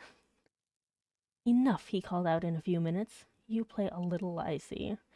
Like any other English schoolgirl. Perhaps rather better than some, but not well. What? That's mean. I closed the piano and returned. Mr. Rochester continued. Adele showed me some sketches this morning, which she said were yours. I don't know whether they were entirely of your doing. Probably a master aided you. No, indeed, I interjected. Ah, that prick's pride. Well, fetch me your portfolio, if you can vouch for its contents being original, but don't pass your word unless you are certain. I can recognize patchwork. Patchwork? Come on. Then I will say nothing, and you shall judge for yourself, sir. Nice. I brought the portfolio from the library. Approach the table, said he, and I wheeled it to his couch. Adele and Mrs. Fairfax drew near to see the pictures. No crowding, said Mr. Rochester. Take the drawings from my hand as I finish with them, but don't push your faces up to mine. He deliberately scrutinized each sketch and painting. 3 he laid aside. The others, when he had examined them, he swept from him. Take them off to the other table, Mrs. Fairfax, said he, and look at them with Adele. You, glancing at me, resume your seat, and answer my questions. I perceive those pictures were done by hand. Was that hand yours? Yes. And when did you find time to do them? They have taken much time and some thought. I did them in the last 2 vacations I spent at Lawwood, when I had no other occupation. Where did you get your copies? Out of my head. That head I see now on your shoulders? Yes, sir. Has it other furniture of the same kind within? I should think it may have. I should hope better. He spread the pictures before him, and again surveyed them alternately. While he is so occupied, I will tell you, reader, what they are. And first, I must premise that they are nothing wonderful. The subjects had indeed risen vividly on my mind. As I saw them with the spiritual eye, before I attempted to embody them, they were striking, but my hand would not second my fancy. And in each case it had wrought out but a pale portrait of the thing I had conceived. Aw, yeah. That's kind of how I feel at the moment. Like, I want to draw so terribly. I have so many thoughts and ideas and images that come to my mind, and I can't translate them. Which is why I kind of want to learn how to draw. Like, digital art, I guess.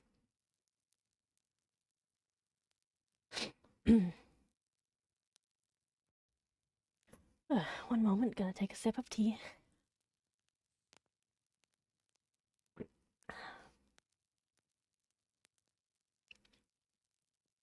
The pictures were in watercolors. The first represented clouds, low and livid, rolling over a swollen sea. All the distance was in eclipse. So too was the foreground, or rather the nearest billows, where there was no land. One gleam of light lifted into relief a half-submerged mast, on which sat a cormorant, dark and large, with wings flecked with foam. Its beak held a gold bracelet set with gems that I had touched with as brilliant tints as my palette could yield, and as glittering distinctness as my pencil could impart. Thinking below the bird and mast, a drowned corpse glanced. Thank you so much for the follow, little beast man. Sorry.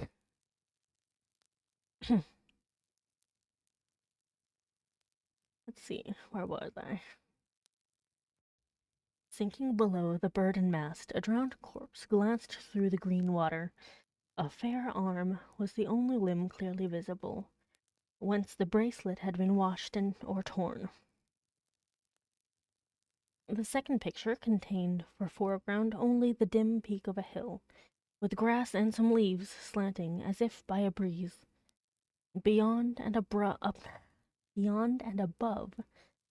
spread an expanse of sky, dark blue as at twilight. Rising into the sky was a woman's shape to the bust, portrayed in tints as dusk and soft as I could combine. The dim forehead was crowned with a star. The lineaments below were seen as through the suffusion of vapor. The eyes shone dark and wild, the hair streamed shadowy, like a beamless cloud torn by storm or by electric travail. On the neck lay a pale reflection like moonlight. The same faint luster touched the train of thin clouds from which rose and bowed this vision of the evening star. Sorry, my nose itches.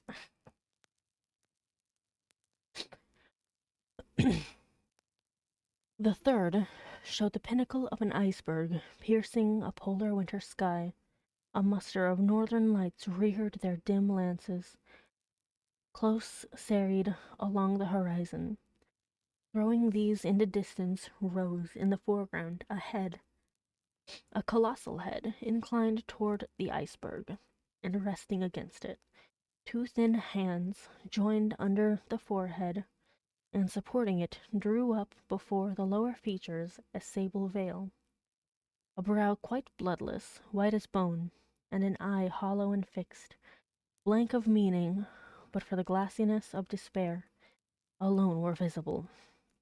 Above the temples, amidst wreathed turban folds of black drapery, vague in its character and consistency as cloud, gleamed a ring of white flame, gemmed with sparkles of a more lurid tinge. This pale crescent was the likeness of a kingly crown. What it diademed was the shape which shape had none. "Were you happy when you painted these pictures?" asked Mr. Rochester presently. "I was absorbed, sir. Yes, and I was happy. To paint them, in short, was to enjoy one of the keenest pleasures I have ever known." "That is not saying much. Your pleasure That is not saying much. Your pleasures, by your own account, have been few. But I dare say you did exist in a kind of artist's dreamland while you blent and arranged these strange tints. Did you sit at them long each day?" "I had nothing else to do, because it was the vacation, and I sat at them from morning till noon, and from noon till night. The length of the midsummer days favored my inclination to apply." "And you felt self-satisfied with the result of your ardent labors?" "Far from it. I was tormented by the contrast between my idea and my handiwork. In each case I had imagined something which I was quite powerless to realize." "Not quite. You have secured the shadow of your thought, but no more, probably. You had not enough of the artist's skill and science to give it full being, yet the drawings are, for a schoolgirl, peculiar. As to the thoughts, they are elfish. These eyes in the evening star you must have seen in a dream. How could you make them look so clear and yet not at all brilliant? For the planet above quells their rays. No, for the planet above quells their rays. And what meaning is that in their solemn depth? And who taught you to paint wind? There is a high gale in that sky, and on this hilltop. Where did you see Latmos? For that is Latmos, there. Put the drawings away. Oh, and don't be mean." I had scarce tied the strings of the portfolio when, looking at his watch, he said abruptly, "It is 9 o'clock. What are you about, Miss Eyre? To let Adele sit up for so long. Take her to bed. Don't be mean." Adele went to kiss him before quitting the room. He endured the caress, but scarcely seemed to relish it more than Pilot would have done, nor so much. Huh? Thank you so much for the follow. I really appreciate it.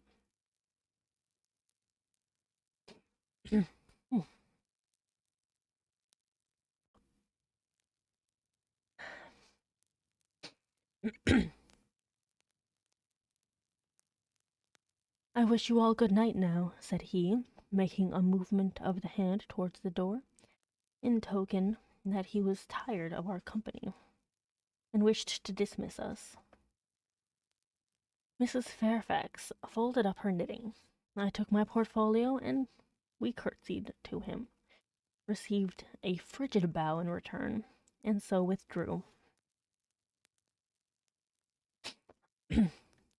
You said Mr. Rochester was not strikingly peculiar, Mrs. Fairfax, I observed, when I rejoined her in her room after putting Adele to bed.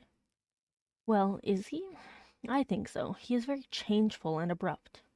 True, no doubt he may appear so to a stranger, but I am so accustomed to his manner, I never think of it.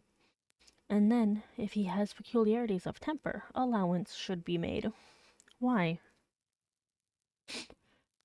Partly because it is his nature, and we can none of us help our nature, and partly because he has painful thoughts, no doubt, to harass him and make his spirits unequal. What about? Family troubles, for one thing, but he has no family. Not now, but he has had, or at least, relatives. He lost his elder brother a few years since. His elder brother? Yes, the present Mr. Rochester has not been very long in possession of this property, only about 9 years. 9 years is a tolerable time. Was he so very fond of his brother as to be still inconsolable for his loss? Why, no, perhaps not. I believe there were some misunderstandings between them. Mr. Rowland Rochester was not quite just to Mr. Edward, and perhaps he prejudiced his father against him. The old gentleman was fond of money, and anxious to keep the family estate together. He did not like to diminish the property by division, and yet he was anxious that Mr. Edward should have wealth too, to keep up the consequence of the name, and soon after he was of age, some steps were taken that were not quite fair, and made a great deal of mischief. Old Mr. Rochester and Mr. Rowland combined to bring Mr. Edward into what he considered a painful position, for the sake of making his fortune. What the precise nature of that position was, I never clearly knew, but his spirit could not brook what he had to suffer in it.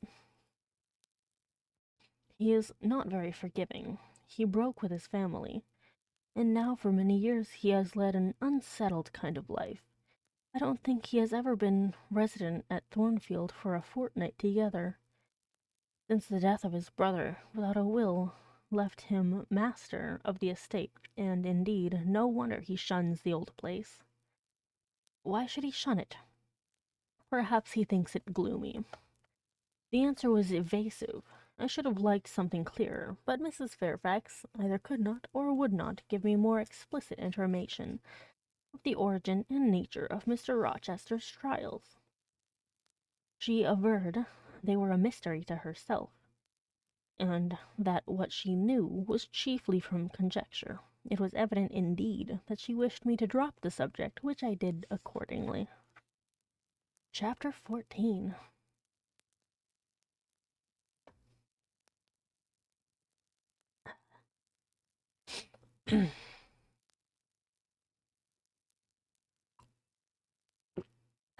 Delightful.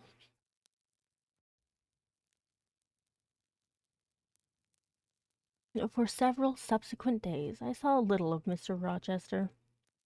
In the mornings he seemed much engaged with business, and in the afternoon gentlemen from Millcote or the neighborhood called, and sometimes stayed to dine with him.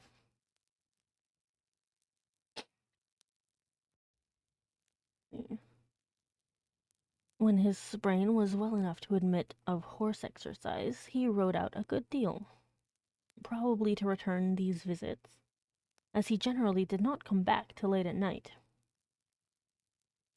During this interval, even Adele was seldom sent for to his presence, and all my acquaintance with him was confined to an occasional rencontre in the hall, on the stairs, or in the gallery, when he would sometimes pass me haughtily and coldly, just acknowledging my presence by a distant nod or a cool glance, and sometimes bow and smile with gentlemanlike affability. His changes of mood did not offend me, because I saw that I had nothing to do with their alternation. The ebb and flow depended on causes quite disconnected with me. One day he had company to dinner, and had sent for my portfolio, in order, doubtless, to exhibit its contents. The gentleman went away early to attend a public meeting at Millcote, as Mrs. Fairfax informed me, but the night being wet and inclement, Mr. Rochester did not accompany them. Soon after they were gone, he rang the bell. A message came that I and Adele were to go downstairs. I brushed Adele's hair and made her neat, and having ascertained that I was myself in my usual Quaker trim, where there was nothing to retouch, all being too close and plain, braided locks included, to admit of disarrangement, we descended, Adele wondering whether the petit coffre was at length come, for owing to some mistake, its arrival had hitherto been delayed. She was gratified. There it stood, a little carton, on the table when we entered the dining room. He appeared to know it by instinct. One moment. Ma bois, exclaimed she, running towards it. Yes, there's your bois at last. Take it into a corner, you genuine daughter of Paris, and amuse yourself with disemboweling it, said the deep and rather sarcastic voice of Mr. Rochester, proceeding from the depths of an immense easy-chair at the fireside. And mind, he continued, don't bother me with any details of the anatomical process, or any notice of the condition of the entrails. Let your operation be conducted in silence. Tiens-toi tranquille, enfant. Comprends-tu? I have vague understandings of what he's saying to her, and it's very funny. Like, he's like, hey, just be calm. Be a good, calm little girl, okay? Thank you.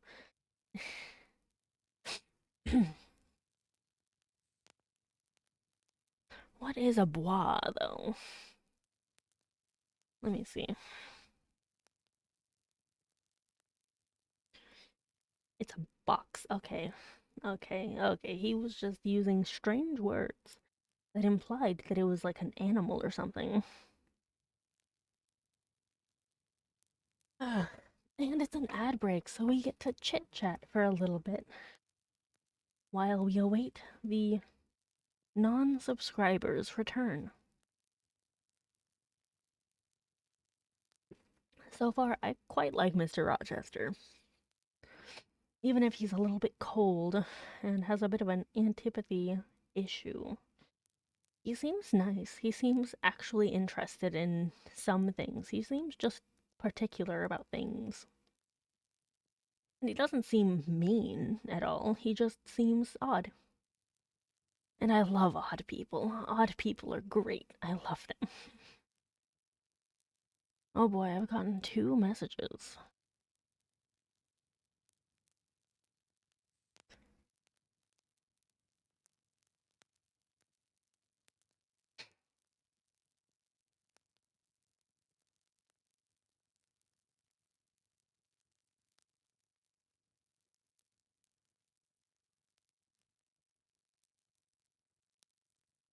There we go.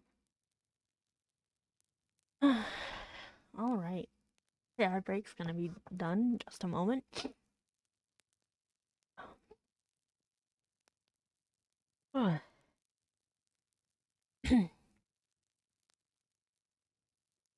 Adele seemed scarcely to need the warning. She had already retired to a sofa with her treasure, and was busy untying the cord which secured the lid. Having removed this impediment and lifted certain silvery envelopes of tissue paper, she merely exclaimed, "Oh, ciel, que c'est beau!" and then remained absorbed in a ecstatic contemplation. "Is Miss Eyre there?" now demanded the master, half rising from his seat to look to the door, near which I still stood. "Ah, well, come forward. Be seated here." He drew a chair near his own. "I am not fond of the prattle of children," he continued, "for, old bachelor as I am, I have no pleasant associations connected with their lisp. It would be intolerable to me to pass a whole evening tete-a-tete with a brat. Don't draw that chair farther off, Miss Eyre. Sit down exactly where I placed it. If you please, that is. Confound these civilities. I continually forget them, nor do I particularly affect simple-minded old ladies. By the by, I must have mine in mind. It won't do to neglect her. She is a Fairfax, or wed to one, and blood is said to be thicker than water. Actually, fun fact about that quote. The full quote is, "The blood of the covenant is thicker than the water of the womb," which actually means the exact opposite of what everyone says it means.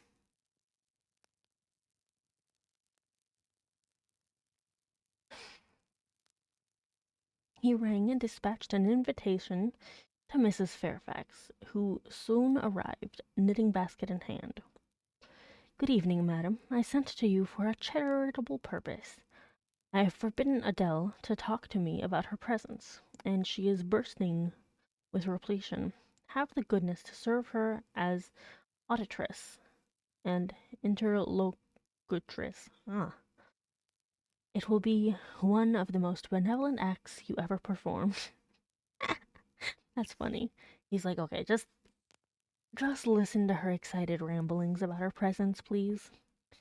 It'll be a real good act."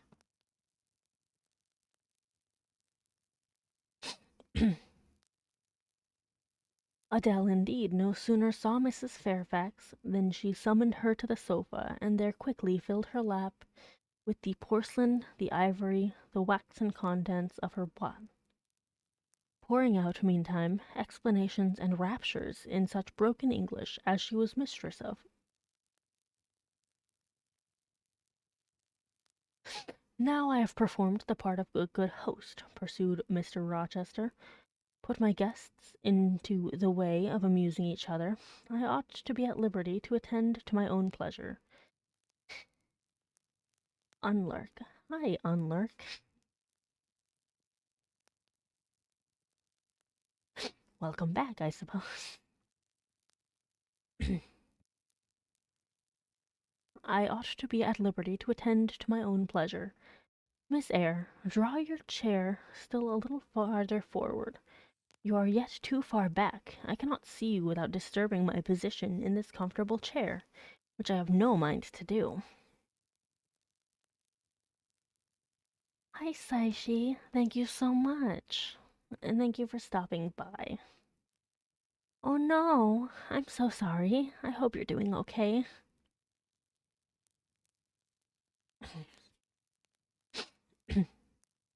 I did as I was bid, though I would much rather have remained somewhat in the shade. But Mr. Rochester had such a direct way of giving orders, it seemed a matter of course to obey him promptly. We all know what that means.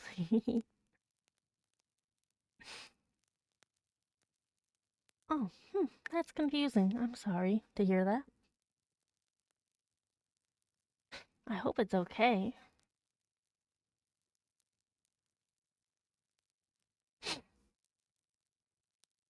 We were, as I have said, in the dining room. The lustre, which had been lit for dinner, filled the room with a festal breadth of light.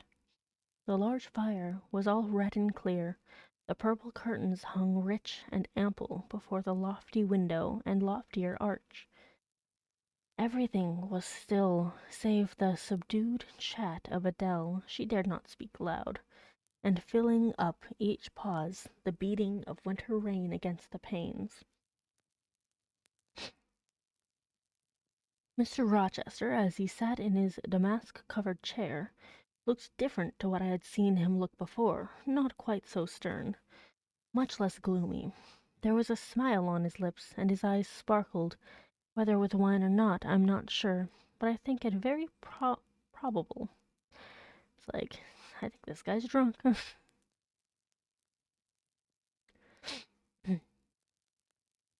He was, in short, in his after-dinner mood, more expanded and genial, and also more self-indulgent than the frigid and rigid temper of the morning. Still, he looked preciously grim, cushioning his massive head against the swelling back of his chair, and receiving the light of the fire on his granite-hewn features, and in his great dark eyes, for he had great dark eyes, and very fine eyes, too. She's starting to like him. She's starting to like him. Without a certain change in their depths sometimes, which, if it was not softness, reminded you, at least, of that feeling. He had been looking 2 minutes at the fire, and I had been looking the same length of time at him, when, turning suddenly, he caught my gaze fastened to his physiognomy. "You examine me, Miss Eyre," said he. "Do you think me handsome?" I should, if I had deliberated, have replied to this question by something conventionally vague but polite. But the answer somehow slipped from my tongue before I was aware. "No, sir." Damn! "Ah, by my word, there is something singular about you," said he. "You have the air of a little nonnette, quaint, quiet, grave, and simple, as you sit with your hands before you, and your eyes generally bent on the carpet, except by the by when they are directed piercingly to my face, as just now, for instance. And when one asks you a question, or makes a remark to which you are obliged to reply, you rap out a round rejoinder, which, if not blunt, is at least brusque. What do you mean by it?" "Sir, I was too plain. I beg your pardon. I sought to have replied that it was not easy to give an impromptu answer to a question about appearances, that tastes mostly differ, and that beauty is of little consequence, or something of that sort." "You ought to have replied no such thing. Beauty of little consequence indeed. And so, under pretence of softening the previous outrage, of stroking and soothing me into placidity, you stick a sly penknife under my ear. Go on. What faults do you find with me, pray? I suppose I have all my limbs and all my features like any other man?" He's like, "Why don't you find me handsome? How dare?"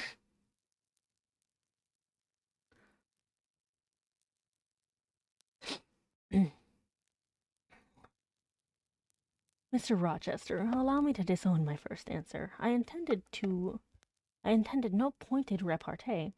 It was only a blunder. Just so, and I think so, and you shall be answerable for it. Criticize me. Does my forehead not please you?" He lifted up the sable waves of hair which lay horizontally over his brow, and showed a solid enough mass of intellectual organs, but an abrupt deficiency, where the suave sign of benevolence should have risen. "No, ma'am, am I a fool? Now, ma'am, am I a fool?"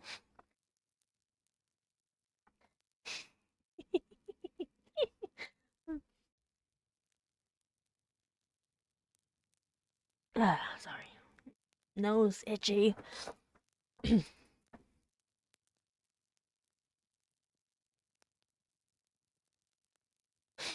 "Far from it, sir. You would perhaps think me rude if I inquired in return whether you are a philanthropist? There again, another stick of the penknife. when she pretended to pat my head, and that is because I said I did not like the society of children and old women, low be it spoken. No, young lady, I am not a general philanthropist, but I bear a conscience. And he pointed to the prominences which are said to indicate that faculty, and which fortunately for him were sufficiently conspicuous, giving indeed a marked breadth to the upper part of his head. And besides, I once had a kind of rude tenderness of heart. When I was old as you, I was a feeling fellow enough, partial to the unfledged, unfostered, and unlucky. But fortune has knocked me about since. She has even kneaded me with her knuckles, and now I flatter myself I am hard and tough as an india rubber ball, pervious though through a chink or two, still, and with one sentient point in the middle of the lump. Yes, does that leave hope for me?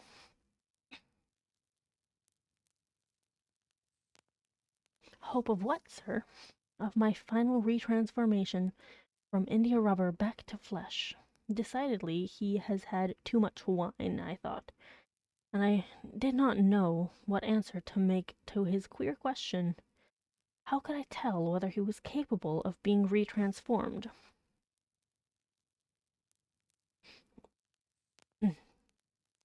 You looked very puzzled, Miss Eyre, and though you are not pretty any more than I am handsome, yet a puzzled air becomes you.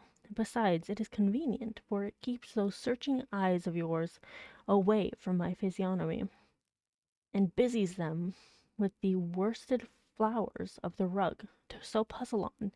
Young lady, I am disposed to be gregarious and communicative tonight. Like, I'm feeling chatty. With this announcement, he rose from his chair and stood, leaning his arm on the marble mantelpiece. In that attitude his shape was seen plainly, as well as his face. His unusual breadth of chest, disproportionate almost to his length of limb. I am sure most people would have thought him an ugly man. Yet there was so much unconscious pride in his port, so much ease in his demeanor, such a look of complete indifference to his own external appearance, so haughty a reliance on the power of other qualities, intrinsic or adventitious, to atone for the lack of mere personal attractiveness, that in looking at him one inevitably shared the indifference, and even in a blind, imperfect sense, put faith in the confidence. I love that. That is such a good, like, description of being attracted to someone for who they are rather than what they look like. I love that.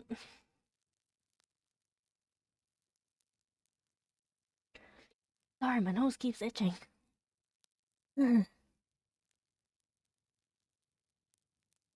I'm going to go to the restroom and, like, I don't know, wash my nose or something. I don't know. I'll be right back. Sorry, everyone.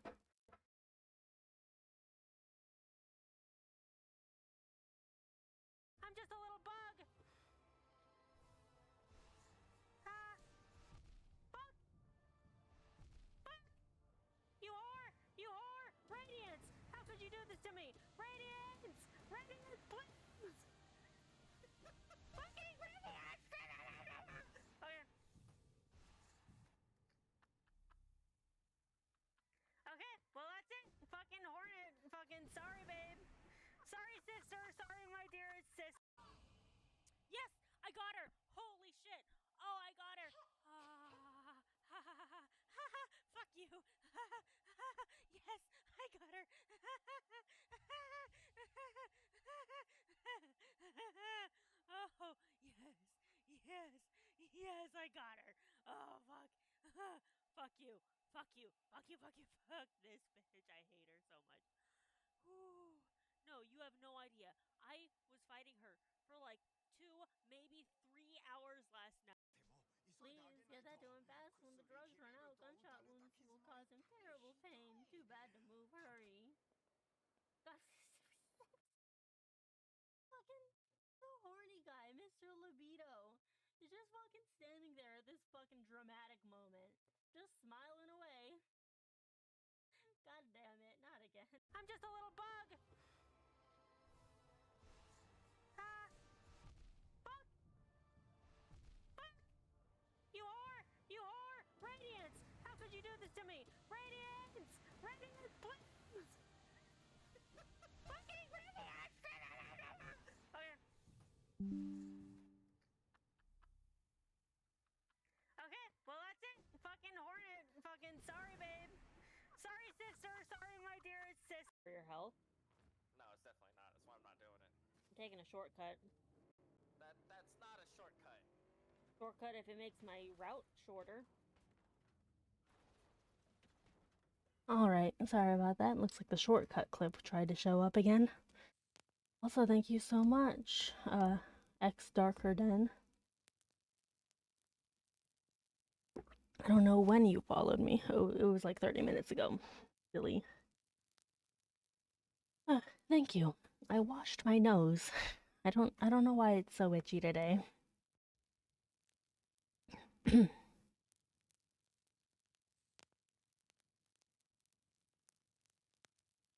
I want to reread that part, by the way. Like, I really like it. I am sure most people would have thought him an ugly man. Yet there was so much unconscious pride in his port, so much ease in his demeanor, such a look of complete indifference to his own external appearance, so haughty a reliance on the power of other qualities, intrinsic or adventitious, to atone for the lack of mere personal attractiveness, that in looking at him one inevitably shared the indifference, and, even in a blind, imperfect sense, put faith in the confidence. I love it. I love how they described that. Oh, amazing, actually. I am disposed to be gregarious and communicative tonight, he repeated, and that is why I sent for you. The fire and the chandelier were not sufficient company for me, nor would Pilot have been, for none of these can talk. Adele is a degree better, but still far below the mark. Mrs. Fairfax ditto. You, I am persuaded, can suit me if you will. You puzzled me the first evening I invited you down here. I have almost forgotten you since. Other ideas have driven yours from my head, but tonight I am resolved to be at ease, to dismiss what importunes, and recall what pleases. It would please me now to draw you out, to learn more of you. Therefore, speak. That actually has me kind of giddy. I like that, actually. Just that quality of, I want to talk to you, I want to get to know you. Instead of speaking, I smiled, and not a very complacent or submissive smile either. Speak, he urged. What about, sir? Whatever you like. I leave both the choices of subject and the manner of treating it entirely to yourself. Accordingly, I sat and said nothing. If he expects me to talk for mere sake of talking and showing off, he will find he has addressed himself to the wrong person, I thought. You are dumb, Miss Eyre. Aw, that's mean. I was dumb still. He bent his head a little towards me, and with a single hasty glance seemed to dive into my eyes.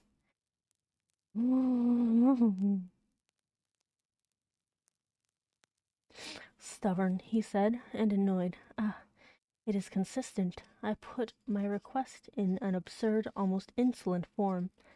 Miss Eyre, I beg your pardon. The fact is, once for all, I don't wish to treat you like an inferior. That is, correcting himself, I claim only such superiority as must result from 20 years' difference in age, and a century's advance in experience. This is legitimate.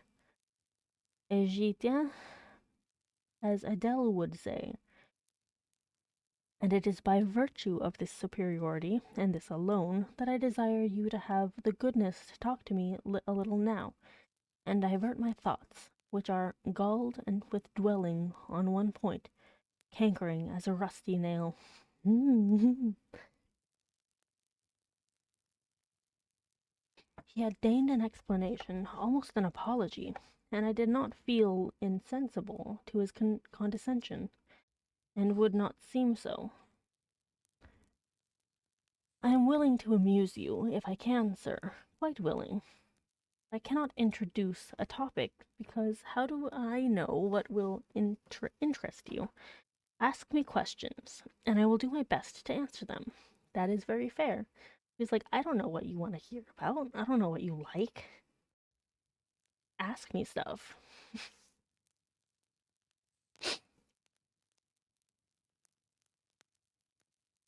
Then, in the first place, do you agree with me that I have a right to be a little masterful, abrupt, perhaps exacting sometimes on the grounds I stated, namely, that I am old enough to be your father, and that I have battled through a varied experience with many men of many nations, and roamed over half the globe, while you have lived quietly with one set of people in a house?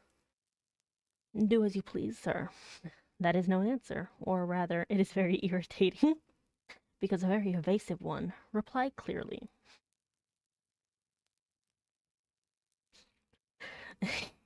I like the sass going back and forth.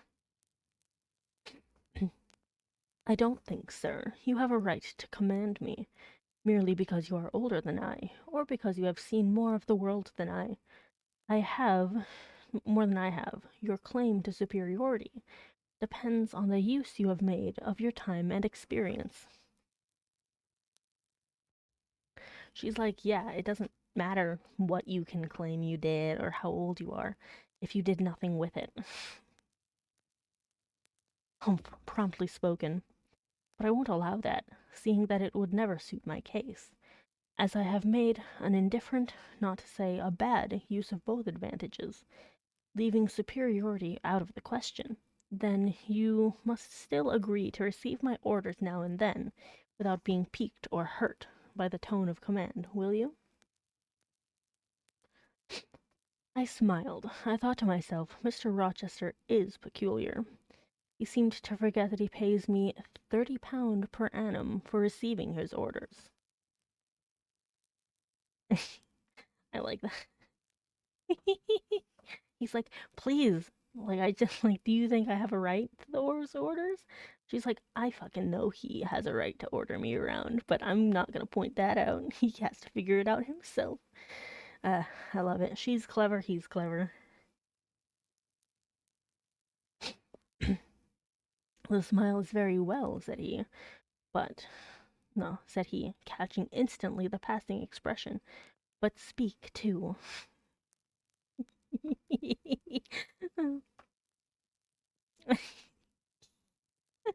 I'm sorry. I was thinking, sir, that very few masters would trouble themselves to inquire whether or not their paid subordinates were piqued and hurt by their orders.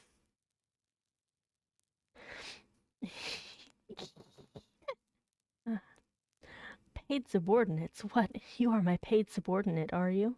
Oh, yes, I had forgotten the salary. Well, then, on that mercenary ground, will you agree to let me hector a little? She's like, no, you have good grounds to order me around. Not the ones you're thinking of, though. No, sir, not on that ground, but on the ground that you did forget it, and that you care whether or not a dependent is comfortable in his dependency. I agree heartily. And will you consent to dispense with a great many conventional forms and phrases, without thinking that the omission arises from insolence? I am sure, sir, I should never mistake informality for insolence, when I rather like the other nothing freeborn would submit to, even for a salary. Humbug! Most things freeborn will submit to anything for a salary. Therefore, keep to yourself, and don't venture on generalities of which you are intensely ignorant. However, I mentally shake hands with you for your answer, despite its inaccuracy, and as and as much for the manner in which it was said. As for the substance of the speech, the manner was frank and sincere. One does not often see such a manner.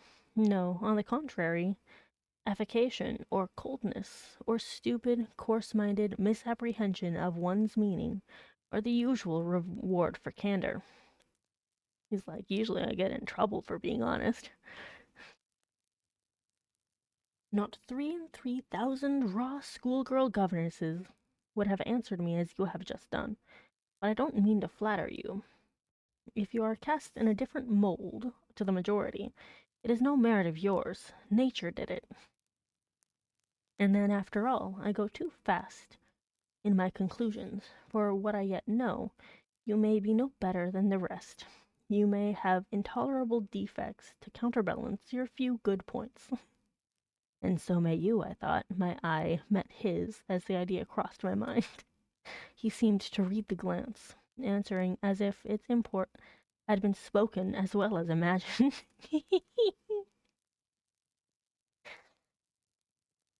Love this back and forth. I love it so much. Yes, you are right, said he. I have plenty faults of my own. I know it, and I don't wish to palliate them. I assure you. God, what I need not be too severe about others. I have a past existence, a series of deeds, a color of life to contemplate within my own breast, which might well call my sneers and censures from my neighbors to myself. I started, or rather, for the like of defaulters, I like to lay half the blame on ill fortune and adverse circumstances, was thrust to a wrong tack at the age of 21, and have never recovered the right course since. But I might have been very different. I might have been as good as you, wiser, almost as stainless. I envy you your peace of mind, your clean conscience, your unpolluted memory. Little girl, a memory without blot or contamination must be an exquisite treasure, an inexhaustible source of pure refreshment, is it not? How was your memory when you were 18, sir? All right, then. Limpid, salubrious, no gush of bilge water had turned it to fetid puddle. I was your equal at 18. Quite your equal. Nature meant me to be, on the whole, a good man. Miss Eyre. One of the better kind. And you see I am not so. You would say you don't see it. At least I flatter myself I read as much in your eye. Beware, by the by, what you express with that organ. I am quick at interpreting its language. Then he's like, I can tell what you're thinking when you look at me in certain ways, Miss Eyre. I just want you to say it sometimes. I love it. Okay, I'm gonna go get myself more tea. I'll be right back.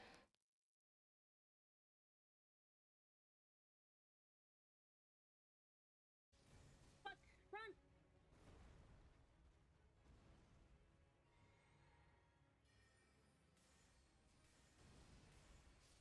Hell yeah! Cadence! Oh fuck! No. You absolute whore. That better fucking count. You fuck. Thank you. I got it. Yeah, I wouldn't either. Yikes. Fuck!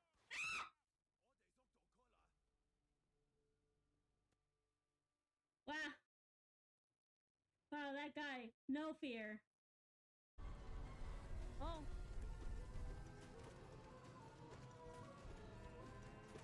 What the hell is... Everything is so cursed.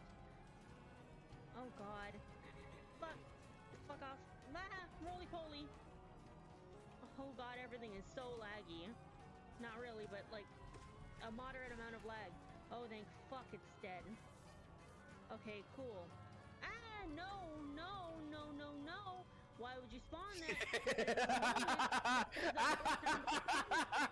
Holy shit! Ah! Oh, another one! Fuck! Oh, more shit! Ah! Owie! Oh god, I'm so fucking dead. Yep, there we go. Just so much bullshit. Right there, right then.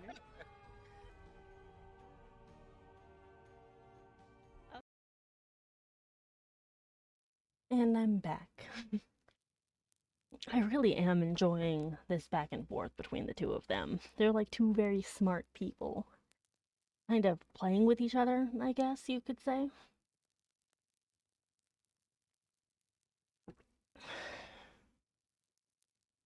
Like, it's very fun to watch two smart boys and girls just having a little they're like cats. It's very wholesome. You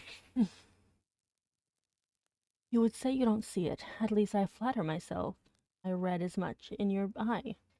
Beware, by the by, what you express with that organ. I'm quick at interpreting its language. And take my word for it, I am not a villain. You are not to suppose that, not to attribute me any such bad eminence, but owing, I verily believe, rather to circumstances than to my natural bent. I am a trite, commonplace sinner, hackneyed in all the poor petty dissipations with which the rich and worthless try to put on in life. Do you wonder that I avow this to you? Know that in the course of your future life you will often find yourself elected the involuntary confidant of your acquaintance's secret. People will instinctively find out, as I have done, that it is not your forte to tell of yourself, but to listen while others talk of themselves. They will feel, too, that you listen with no malevolent scorn of their indiscretion, but with a kind of innate sympathy, not the less comforting and encouraging because it is very unobtrusive in its manifestations.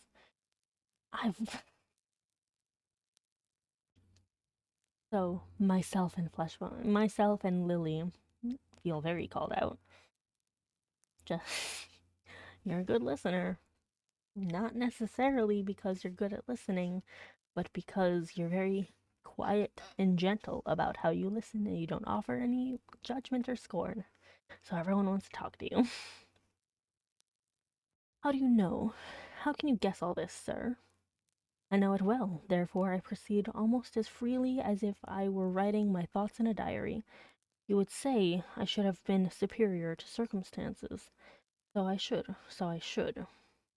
But you see, I was not. When fate wronged me, I had not the wisdom to remain cool.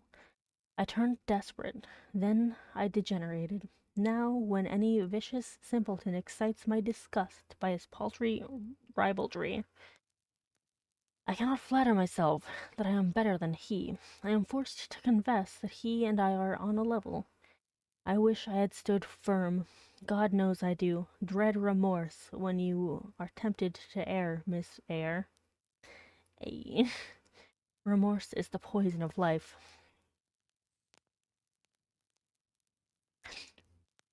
Repentance is said to be its cure, sir. It is not its cure. Reformation may be its cure, and I could reform. I have strength yet for that. But where is the use of this thinking? Oh, but where is the use of thinking of it, hampered, burdened, cursed as I am? Besides, since happiness is irrevocably denied me, I have a right to get pleasure out of life, and I will get it, cost what it may. Then you will degenerate still more, sir. Damn. Possibly. Yet why should I, if I can get sweet, fresh pleasure? And I may get it as sweet and fresh as the wild honey the bee gathers on the moor. It will sting, it will taste bitter, sir. How do you know? You never tried it. How very serious, how very solemn you look. and you are as ignorant of the matter as this cameo head, taking one from the mantelpiece. You have no right to preach to me, you neophyte. Neophyte. That have not passed the porch of life, and are absolutely unacquainted with its mysteries. I only remind you of your own words, sir. You said error brought remorse, and you pronounced remorse the poison of your existence. And you pronounced remorse the poison of existence.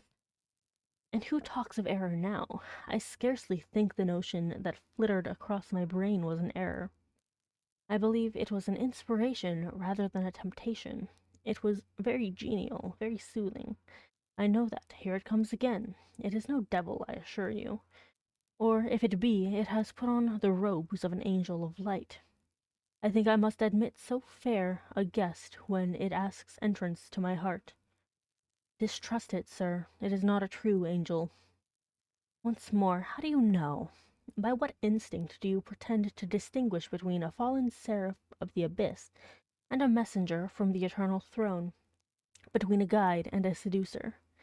Thank you for the head pats, Forest Hammer.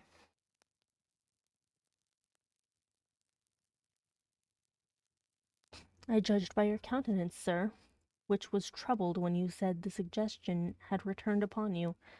I feel sure it will work you more misery if you listen to it. Not at all. It bears the most gracious message in the world. For the rest, you are not my conscience keeper, so don't make yourself uneasy. Here, come in, bonny wanderer. He said this as if he spoke to a vision, viewless to any eye but his own. Then, folding his arms, which he had half extended, on his chest, he seemed to enclose in their embrace the invisible being. Now, he continued, again addressing me, I have received the pilgrim, a disguised deity, as I verily believe. Already it has done me good. My heart was a sort of charnel? Carnel? I don't know. It will now be a shrine. To speak truth, sir, I don't understand you at all. I cannot keep up the conversation because it has got out of my depth. Only one thing I know. You said you were not as good as you should be, as you should like to be, and that you regretted your own imperfections. One thing I can comprehend. You intimated that to have a sullied memory was a perpetual bane. It seems to me that if you tried hard, you would in time find it possible to become what you yourself would approve. And that if from this day you began with resolution to correct your thoughts and actions, you would in a few years have laid up a new and stainless store of recollections, to which you might revert with pleasure.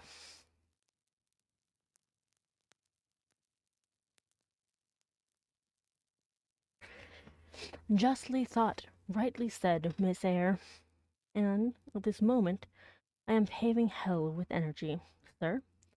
I am laying down good intentions, which I believe durable as flint. Certainly my associates and pursuits shall be other than they have been. And better? And better, so much better as pure ore is than foul dross. You seem to doubt me. I don't doubt myself. I know what my aim is, what my motives are, and at this moment I pass a law, unalterable as that of the Medes and Persians, that both are right. They cannot be, sir, if they require a new statute to legalize them. They are, Miss Eyre, though they absolutely require a new statute. Unheard of combinations of circumstances demand unheard of rules. That sounds a dangerous maxim, sir, because one can see at once that it is liable to abuse. Sententious sage, so it is, but I swear by my household gods not to abuse it. You are human and fallible. I am, so are you. What then? The human and fallible should not arrogate a power with which the divine and perfect alone can be safely entrusted. What power? That of saying any strange, unsanctioned line of action. Let it be right. Let it be right, the very words you have pronounced them. The very words you have pronounced them. May it be right, then, I said, as I arose, deeming it useless to continue a discourse which was all darkness to me, and besides sensible that the character of my interlocutor was beyond my penetration, at least beyond its present reach, and feeling the uncertainty, the vague sense of insecurity, which accompanies a conviction of ignorance. Where are you going? To put Adele to bed. It is past her bedtime. You are afraid of me, because I talk like a sphinx. Your language is enigmatical, sir, but though I am bewildered, I am certainly not afraid. You are afraid. Your self-love dreads a blunder. In that sense, I do feel apprehensive. I have no wish to talk nonsense. If you did, it would be in such a grave, quiet manner, I should mistake it for sense. Do you never laugh, Miss Eyre? Don't trouble yourself to answer. I see you laugh rarely, but you can laugh very merrily. Believe me, you are not naturally austere, any more than I am naturally vicious. The lawwood constraint still clings to you somewhat, controlling your features, muffling your voice, and restricting your limbs. And you fear in the presence of a man and a brother, or father, or master, or what you will, to smile too gaily, speak too freely, or move too quickly, but in time I think you will learn to be natural with me, as I find it impossible to be conventional with you.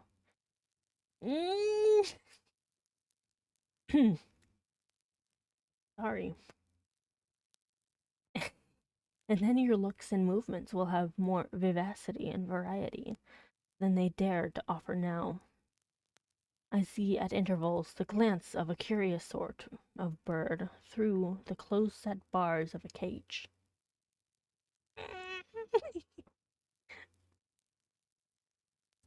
A vivid, restless, resolute captive is there.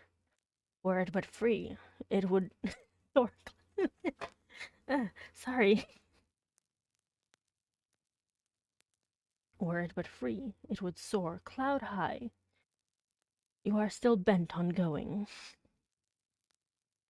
And it's page 169. Best quote of the entire book. Page 169. Love it. I'm taking note of that. I fucking adore that entire thing that I read from him. I'm taking a fucking note.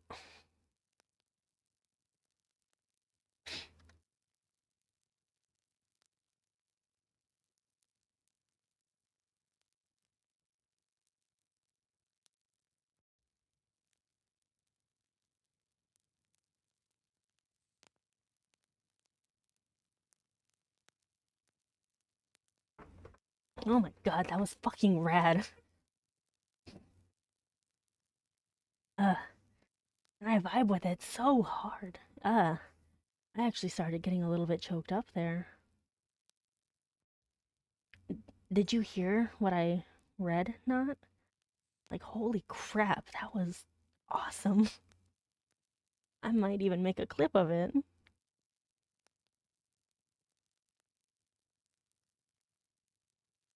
'Cause damn.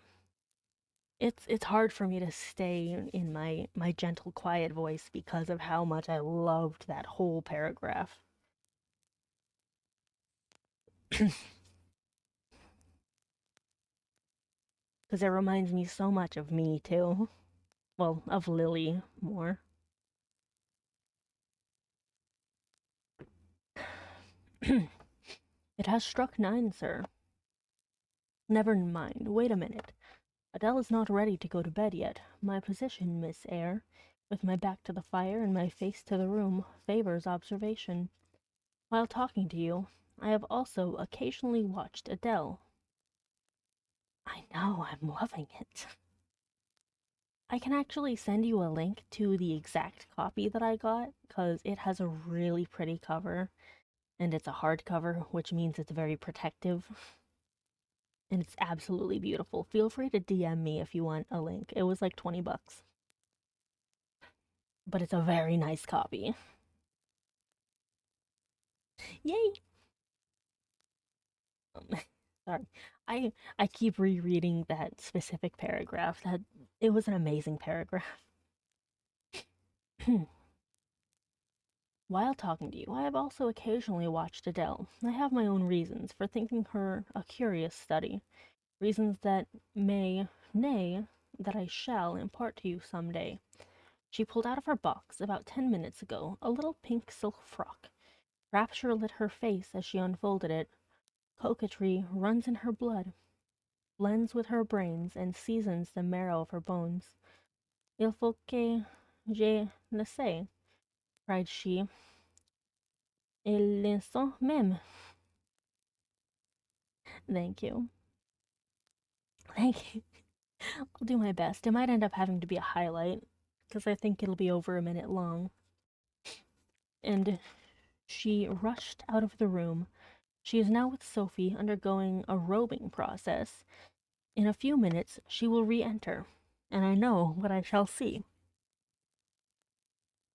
A miniature of Celine Varens, as she used to appear on the boards at the rising of, but never mind that. As she appeared on the boards at the rising of, but never mind that. However, my tenderest feelings are about to receive a shock. Such is my presentiment. Stay now to see whether it will be realized. Ere long, Adele's little foot was heard tripping across the hall. She entered, transformed as her guardian had predicted. A dress of rose-colored satin, very short, and as full in the skirt as it could be gathered, replaced the brown frock she had previously worn. A wreath of rosebuds circled her forehead. Her feet were dressed in silk stockings and small white satin sandals. Est-ce que ma robe va bien? Oh, that's so cute, cried she, bounding forwards. Et mes souliers? Et mes bas?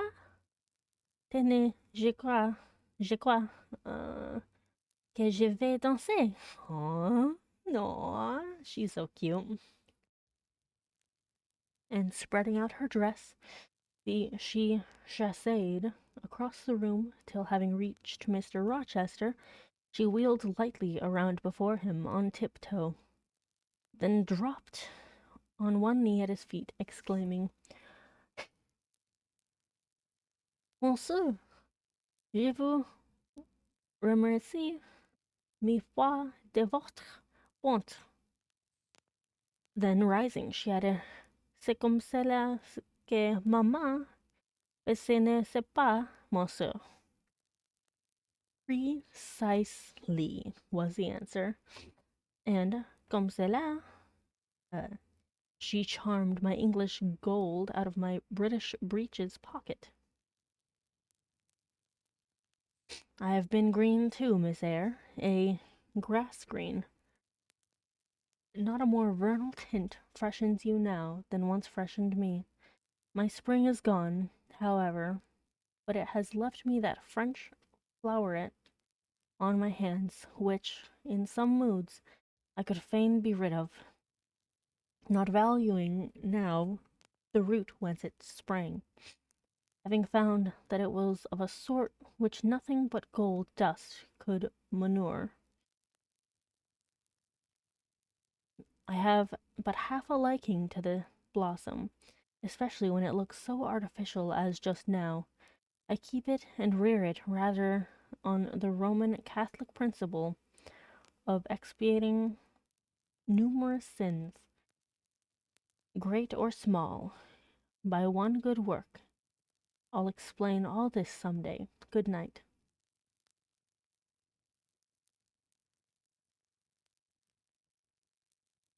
Damn.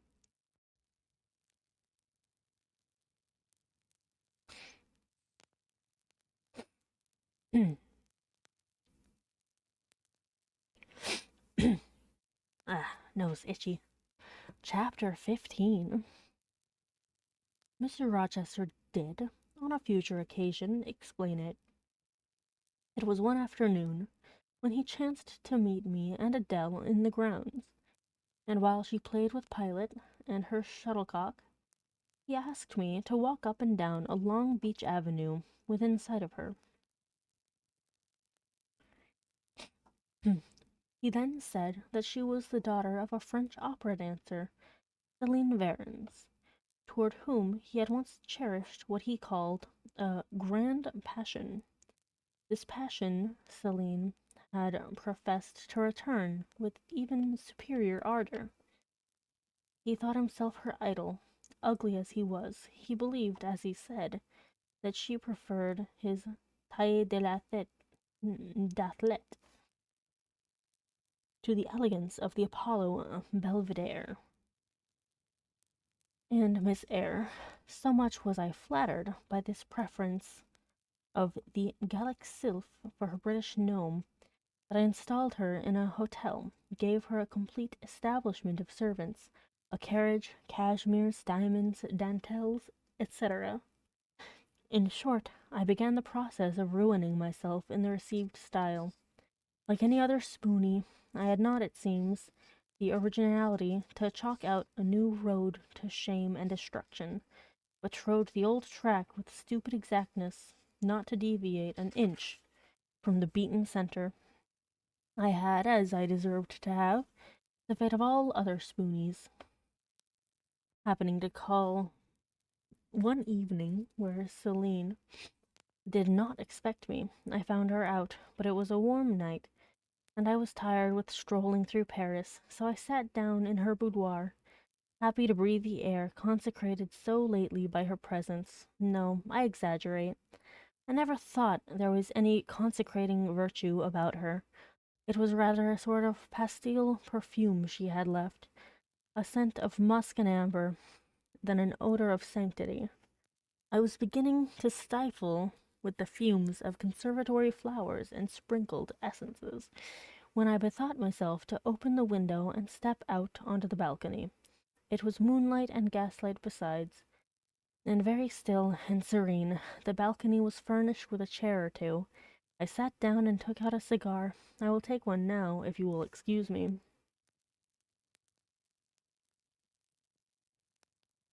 Here ensued a pause, filled by the producing and lighting of a cigar. Having placed it to his lips and breathed a trail of Havana incense of the freezing and sunless air, he went on.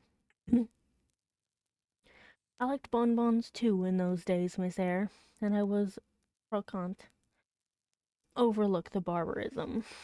Croquant, chocolate, comfits, and smoking alternately, watching meantime the equipages that rolled along the fashionable streets toward the neighboring opera house, when in an elegant close carriage, drawn by a beautiful pair of English horses, and distinctly seen in the brilliant city night, I recognized the voiture I had given Celine. She was returning. Of course my heart thumped with impatience against the iron rails I leant upon. The carriage stopped, as I had expected, at the hotel door. My flame, that is the very word for an opera innamorata, alighted, though muffled in a cloak, an unnecessary encumbrance, by the by, on so warm a June evening. I knew her instantly by her little foot, seen peeping from the skirt of her dress, as she skipped from the carriage step. Bending over the balcony, I was about to murmur "Mon ange," in a tone, of course, which would be audible to the ear of love alone, when a figure jumped from the carriage after her, cloaked also, but that was a spurred heel which had rung on the pavement, and that was a hatted head which now passed under the arched porte cochere of the hotel. You never felt jealousy, did you, Miss Eyre? Of course not. I need not ask you, because you never felt love. You have both sentiments yet to experience. Your soul sleeps. The shock is yet to be given which shall awaken it. You think all existence lapses in as quiet a flow as that in which your mouth has hitherto slid away, floating on with closed eyes and muffled ears. You neither see the rocks bristling not far off in the bed of the flood, nor hear the breakers boil at their base. But I tell you, and you may mark my words, you will come some day to a craggy pass in the channel, where the whole of life's stream will be broken up into whirl and tumult, foam and noise. Either you will be dashed to atoms on crag points, foam no, either you will be dashed to atoms on crag points, or lifted up and borne on by some master wave into a calmer current, as I am now.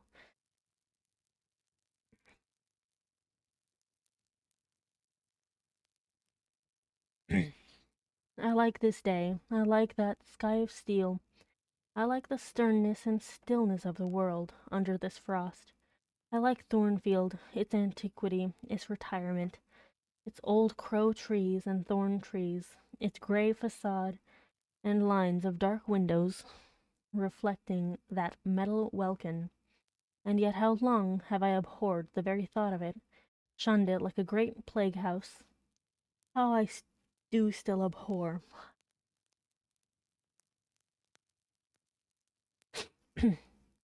He ground his teeth and was silent. He arrested his step and struck his boot against the hard ground. Some hated thought seemed to have him in its grip, and to hold him so tightly that he could not advance. Ah, I feel so bad for him.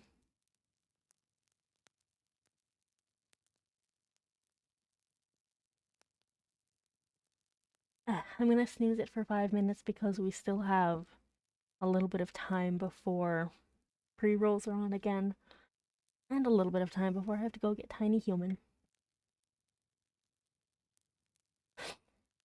We were ascending the avenue when he thus paused. The hall was before us. Lifting his eye to its battlements, he cast over them a glare such as I never saw before or since. Pain, shame, ire, impatience, disgust, detestation seemed momentarily to hold a quivering conflict in the large pupil dilating under his ebon brow. Wild was the wrestle which should be paramount, but another feeling rose and triumphed, something hard and cynical, self-willed and resolute. It settled his passion and petrified his countenance. He went on. During the moment I was silent, Miss Eyre, I was arranging a point with my destiny. She stood there, by that beech trunk, a hag like one of those who appeared to Macbeth on the heath of Forres. Thank you so much, Forres. Welcome in. You like Thornfield, she said, lifting her finger, and then she wrote in the air a memento, which ran in lurid hieroglyphics all along the house front, between the upper and lower row of windows. Like it if you can, like it if you dare. I will like it, said I. I dare like it, and he subjoined moodily, I will keep my word. I will break obstacles to happiness. Oh, goodness, yes, goodness. I wish to be a better man than I have been, than I am. As Job's Leviathan broke the spear, the dart, and the habergeon, hindrances with other count as iron and brass. I will esteem but straw and rotten wood.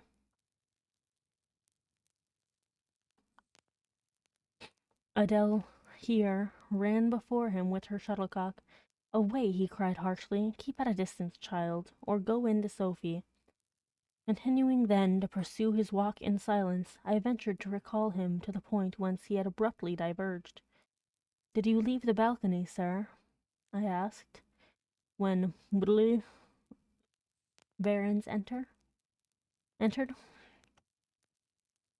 I almost expected a rebuff for this hardly well-timed question, but on the contrary, waking out of his scowling abstraction, he turned his eyes toward me, and the shade seemed to clear off his brow. Oh, I had forgotten, Celine. Well, to resume, when I saw my charmer thus come in accompanied by a cavalier, I seemed to hear a hiss, and then the green snake of jealousy rising on undulating coils from the moonlit balcony glided within my waistcoat and ate its way in 2 minutes to my heart's core. Strange, he exclaimed, suddenly starting again from the point. Strange that I should choose you for the confidant of all this, young lady. Passing strange that you should listen to me quietly, as if it were the most usual thing in the world for a man like me to tell stories of his opera mistresses to a quaint, inexperienced girl like you. But the last singularity explains the first, as I intimated once before you. With your gravity, considerateness, and caution were made to be the recipient of secrets. Besides, I know what sort of a mind I have placed in communication with my own. I know it is one not liable to take infection. It is a peculiar mind. It is a unique one. Happily, I do not mean to harm it, but if I did, it would not take harm from me. The more you and I converse, the better, for while I cannot blight you, you may refresh me. After his digression, he proceeded. We have 40 seconds before the ad break. So, we're going to start a little bit early on resting, relaxing, chilling, enjoying, and so on. Because we only have about 4 minutes until I have to take a 5 to 10 minute break to go get Tiny Human. And then, make sure he's settled in, make sure he's comfy, and get him all settled. So I believe I'm going to go to the restroom while we're on commercial break. I will be right back. Run!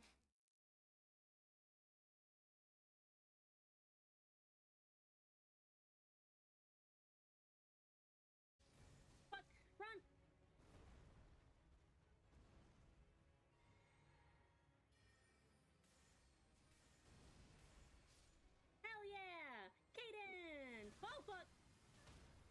No. You absolute whore. That better fucking count. You fuck. Thank you. I got it. Hey, stop that.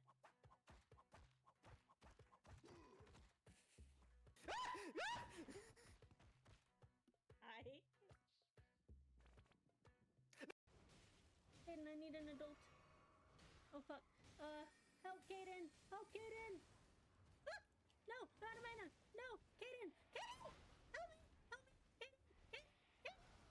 Kaden! Kaden! Kaden! Get it! Kaden! Fuck! Drink the magic! Drink it! Oh fuck! Oh fuck! So close! So close! Okay. Sorry. Strike though. Like, dash strike! Dash strike! Dash strike! Dash strike! Dash strike! Dash strike! Dash strike! Dash strike! Dash strike! Oh.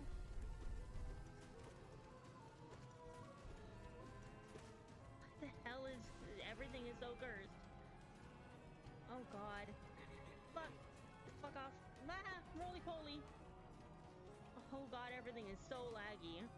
Not really, but like a moderate amount of lag. Oh, thank fuck it's dead. Okay, cool. Ah, no. Why would you spawn that?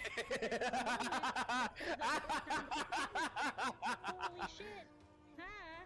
Oh, another one. Fuck. Oh, more shit! Ah! Owie! Oh god, I'm so fucking dead. Yep, there we go. Unfortunately, I took a little bit too long in the restroom, so I actually have to be right back for that 5 to 10 minute break now. I hope to see you again at, like 3 something. I don't know. I hope to see you again soon. I'll be right back. Thank you so much for your patience.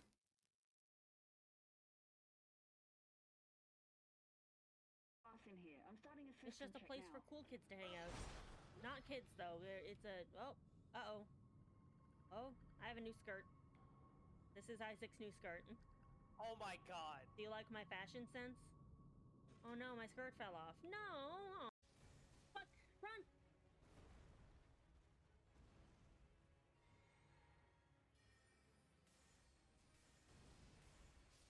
Hell yeah! Cadence! Oh fuck! No, no, no. You absolute whore. That better fucking count. You fuck. Thank you. I got it. My life does sort of start to revolve around that person. Oh my god, I'm getting called out.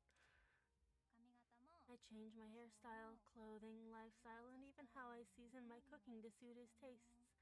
If it means I can make him happy, I'll do anything. So she's a service sub is what I'm hearing right now. Her and Flesh Body have way too much in common. What the hell? I'm getting called out. It's a bomb. Don't fucking set it off. What? Oh, fuck you. Fuck you, buddy. Get away from me. What? I was doing that at your face, you fuck!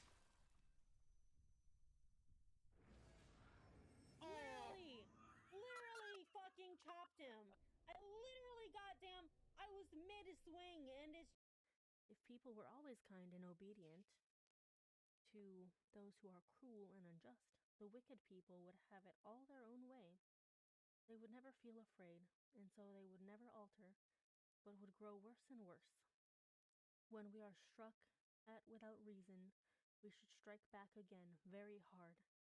I am sure we should, so hard as to teach the person who struck us never to do it again.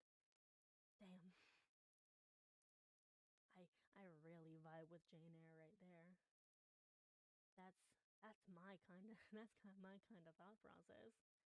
Like, hey, if they're doing shit and being shitty without reason, hit them back. Hit them back hard. Make sure they know not to do it again. I don't know. And again, I'm a vengeful little bitch, so. Yes, my boy, my boy. Look at him. He was having the sexy moment again. Look at him.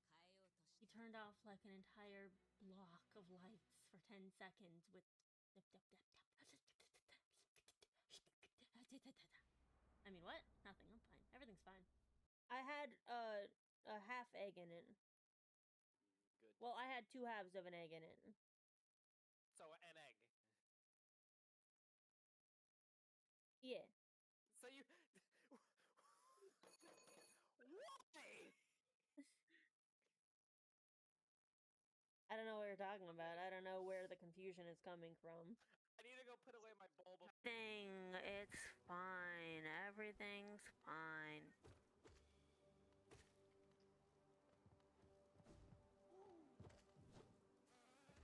No!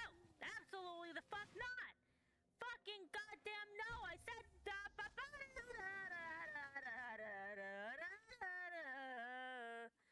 I just wanted some fucking health. Okay, well, I'm gonna change my goddamn things now. Wonderful. Amazing. I'm so happy. Pass in here. I'm starting a system It's just a check place now. for cool kids to hang out. Not kids, though. It's a... Oh. Uh-oh. Oh, I have a new skirt. This is Isaac's new skirt. Oh my god. Do you like my fashion sense? Oh no, my skirt fell off. No! I also have my little laptop keyboard. I keep reaching forward to do the laptop keyboard. Even though I really shouldn't. I mean, you don't need to.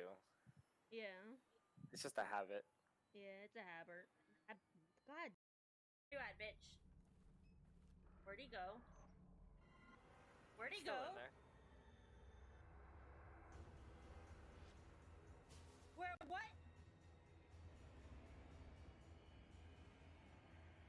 Did he disappear? Oh no, there he is. Where is he? Wait, what? Ah! No! He's climbing the floor! Hi, buddy! Hi, friend!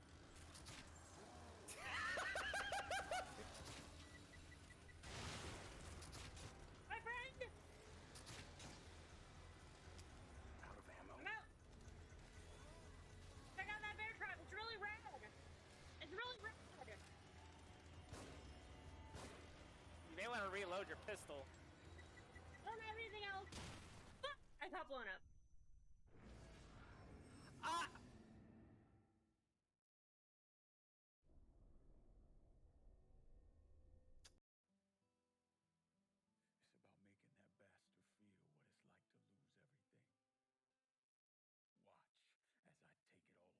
Watch as I take it all away from you. Hi, Lincoln. It's a one-way road. Once you start down it, ain't no turning back.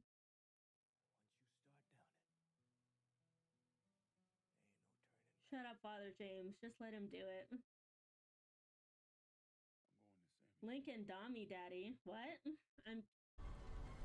Oh.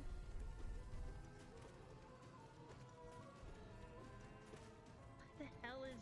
Everything is so cursed. Oh god. Fuck. Fuck off. Ah! Roly poly. Oh god, everything is so laggy. Not really, but like a moderate amount of lag. Oh, thank fuck it's dead. Okay, cool. Ah, no, no, no, no, no. Why would you spawn there? Holy shit. Ah. Oh, another one. Fuck. Oh, more shit. Ah. Owie. Oh god, I'm so fucking dead. Yep, there we go. Just so much bullshit. Right there. Right then.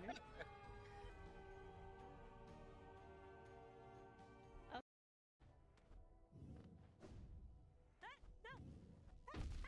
No! Owie.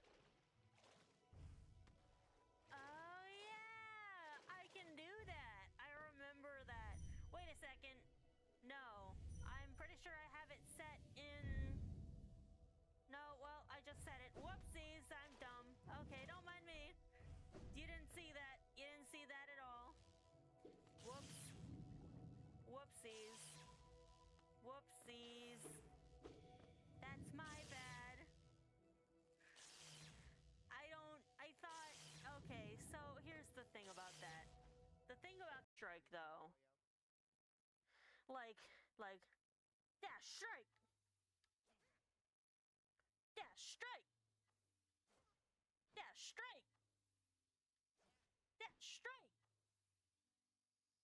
Dash strike! Dash strike! Dash strike! Dash strike! Dash strike! Dodge. Oh, but I won, I guess. My spiders got the last hit. I hate it. Oh, you fucking kill stealing assholes. My fucking spiders got the kill for me. They fucking stream sniped for you. I love it so much. Oh god, my model fucking broke. The jaw fell off. Yes. Work out real good. And yeah. Gonna work out real good. Real good. So it'll be wonderful. I did push-ups. I did push-ups, everyone. I know you can't see it, but I can.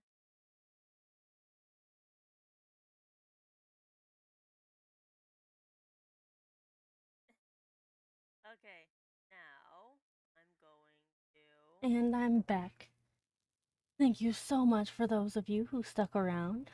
Thank you for your patience and your amazingness.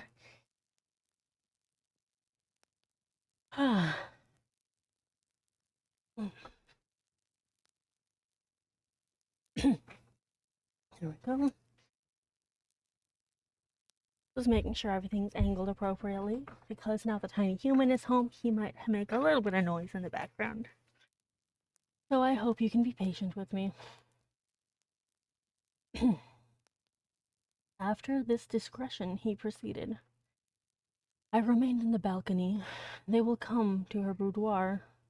No doubt, I thought. Let me prepare an ambush. So, putting my hand in through the open window, I drew the curtain over it, leaving only an opening through which I could take observations. Then I closed the casement, all but a chink just wide enough to furnish an outlet to the lovers' whispered vows. Then I stole back to my chair, and as I resumed it, the pair came in. My eye was quickly at the aperture. Celine's chambermaid entered, lit a lamp, left it on the table, and withdrew. The couple were thus revealed to me clearly. Both removed their cloaks, and there was the Varens shining in satin and jewels, my gifts, of course, and there was her companion in an officer's uniform, and I knew him for a young roué of a vicomte, a brainless and vicious youth whom I had sometimes met in society, and had never thought of hating because I despised him so absolutely. On recognizing the fang of the snake of jealousy was instantly broken, because at the same moment my love for Celine sank under an extinguisher. A woman who could betray me for such a rival was not worth contending for. She deserved only scorn, less, however, than I, who had been her dupe. 1 second.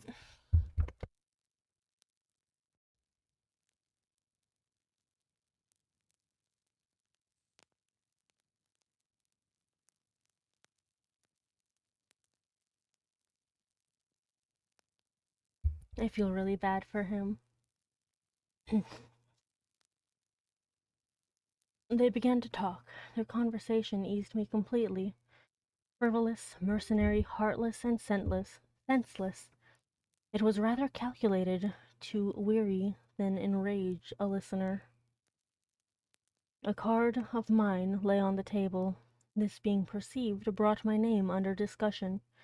Neither of them possessed energy or wit to belabor me soundly, but they insulted me as coarsely as they could in their little way, especially Celine, who even waxed rather brilliant on my personal defects, deformities she termed them. Now it had been her custom to launch out into fervent admiration of what she called my beau male, wherein she differed dramatically from you, who told me point blank, at the second interview, that you did not think me handsome. The contrast struck me at the time, and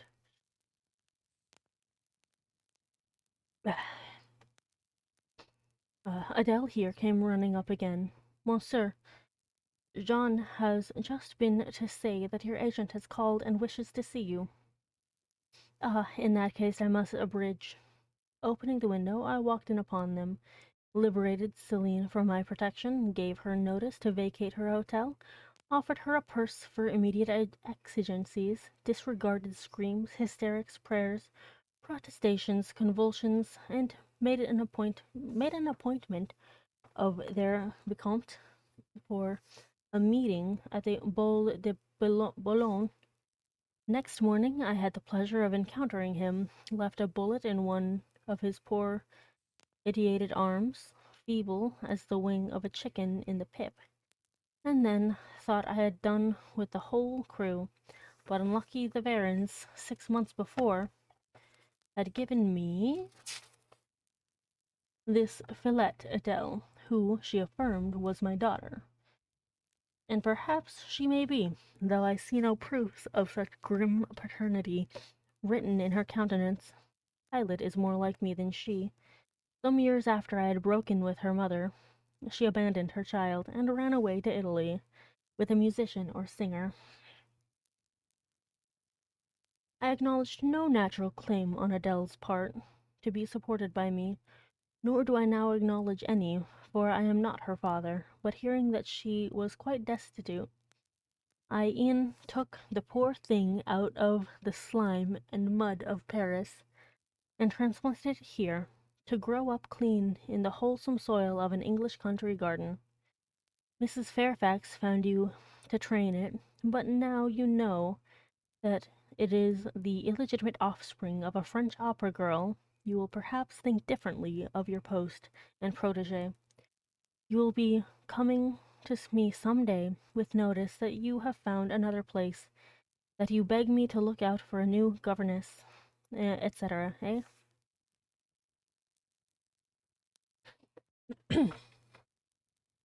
No, Adele is not answerable for either her mother's faults or yours. I have a regard for her, and now that I know she is, in a sense, parentless, forsaken by her mother, and disowned by you, sir, I shall cling closer to her than before. How could I possibly prefer the spoilt pet of a wealthy family, who would hate her governess as a nuisance, to a lonely little orphan who leans towards her as a friend? Aww. Oh, that is the light in which you view it. Well, I must go in now. And you too, it darkens. He's so appealing in, like, so many ways.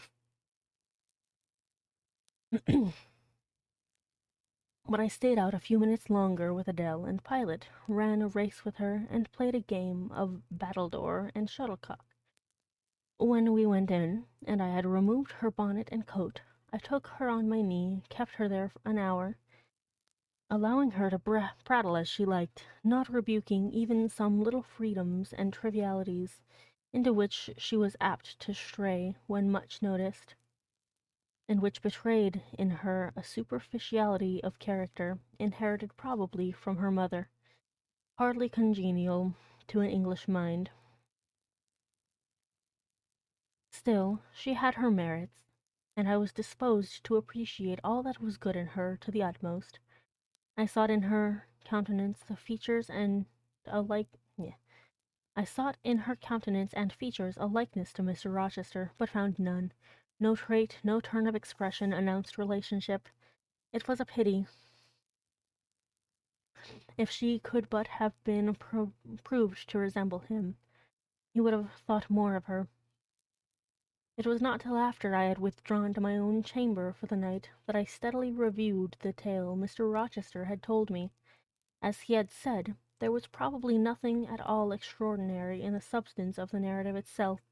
A wealthy Englishman's passion for a French dancer, and her treachery to him, were everyday matters enough, no doubt in society. But there was something decidedly strange in the paroxysm of emotion which had suddenly seized him when he was in the act of expressing the present contentment of his mood, and his newly revived pleasure in the old hall and its environs. I meditated wonderingly on this incident, but gradually quitting it, as I found it for the present inexplicable, I turned to the consideration of my master's manner to myself.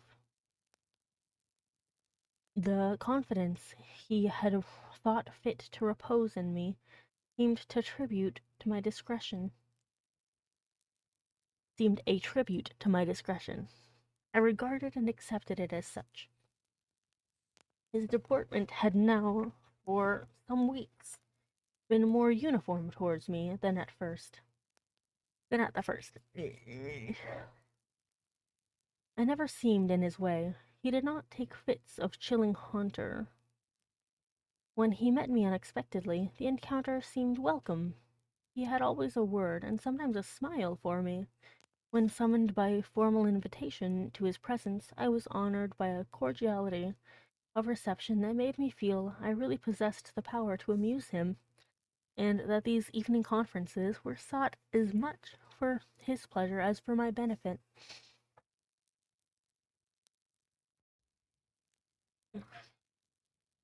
I indeed talked comparatively little, but I heard him talk with relish. It was his nature to be communicative. He liked to open to a mind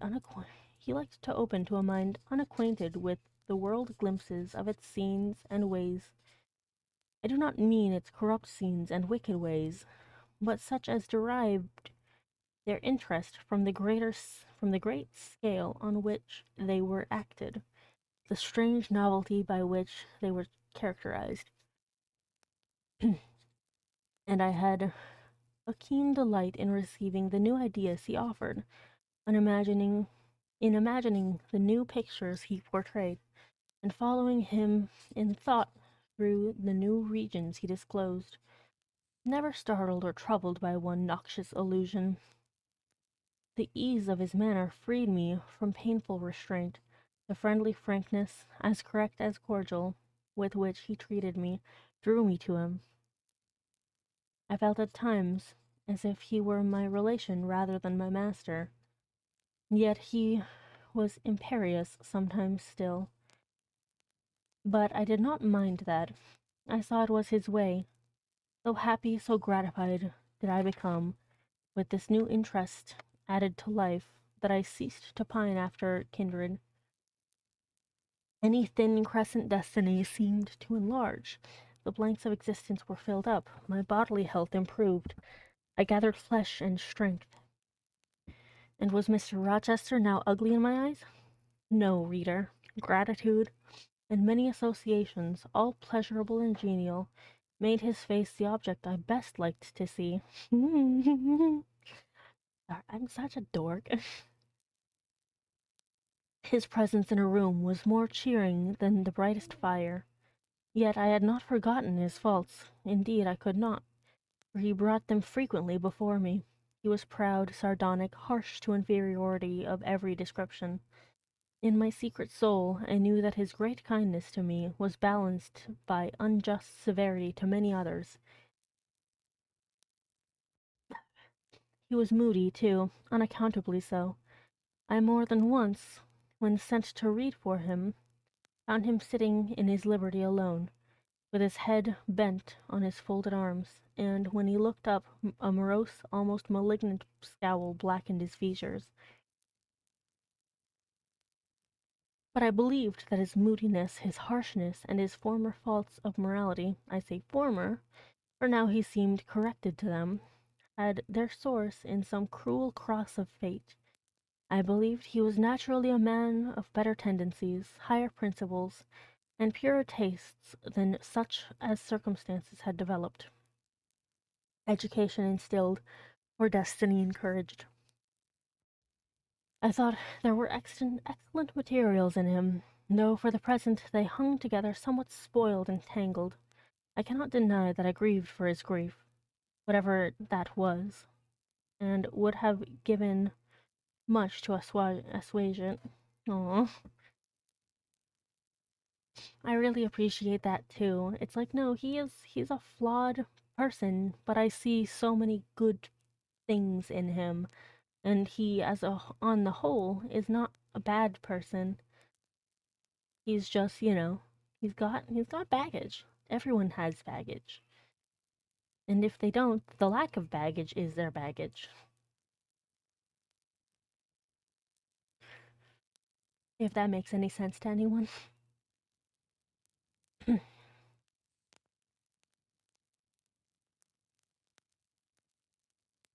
Though I had now extinguished my candle and was laid down in bed, I could not sleep for thinking of his look when he paused in the avenue, and told how his destiny had risen up before him and dared him to be happy at Thornfield.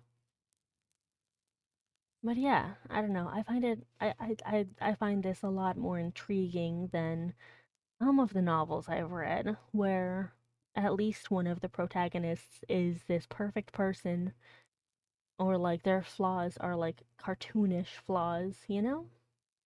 Because there are a lot of books and such where the flaws are very cartoony and not realistic and not like they're they're solved. The flaws are solved way too easy.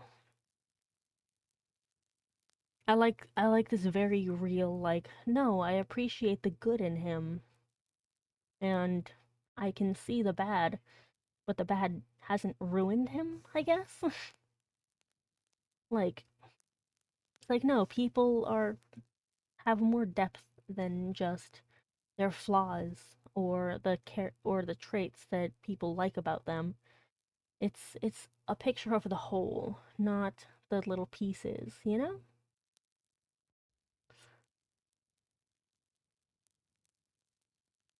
And it doesn't even sound like she's wanting to fix him necessarily. Like, she wants him to heal, obviously. Anyone would want him to heal. But she's not like, oh, he should change who he is completely. No, she's liking him for who he is, even with his flaws. And she might even have like some amount of respect for his flaws. I don't know. That's my understanding of what I'm reading.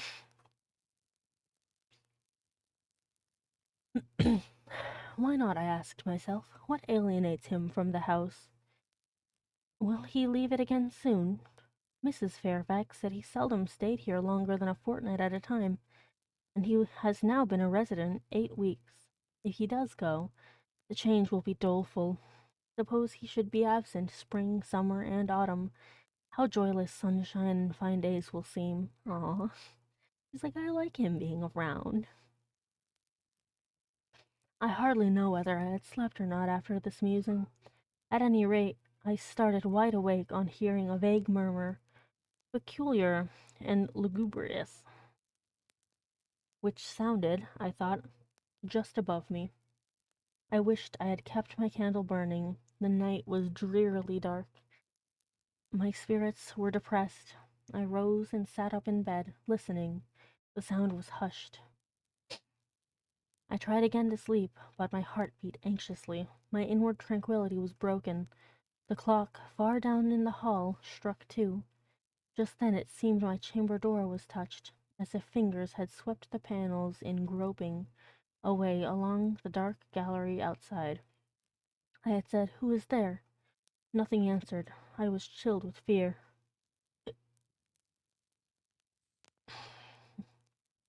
All at once I remembered that it might be Pilot who, when the kitchen door chanced to be left open,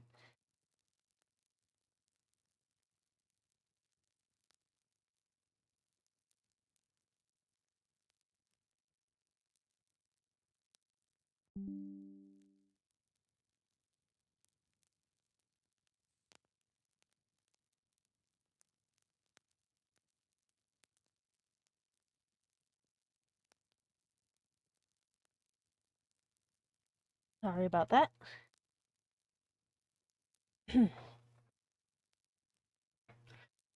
All at once I remembered that it might be Pilot who, when the kitchen door chanced to be left open, not unfrequently found his way up to the threshold of Mr. Rochester's chamber.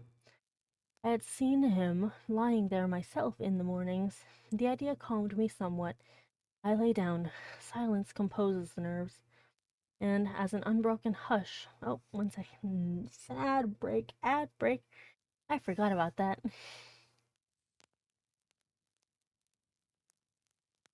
Very quiet. But yeah, now we're on an ad break. We can chit chat a little bit. I do admire Mr. Rochester a lot.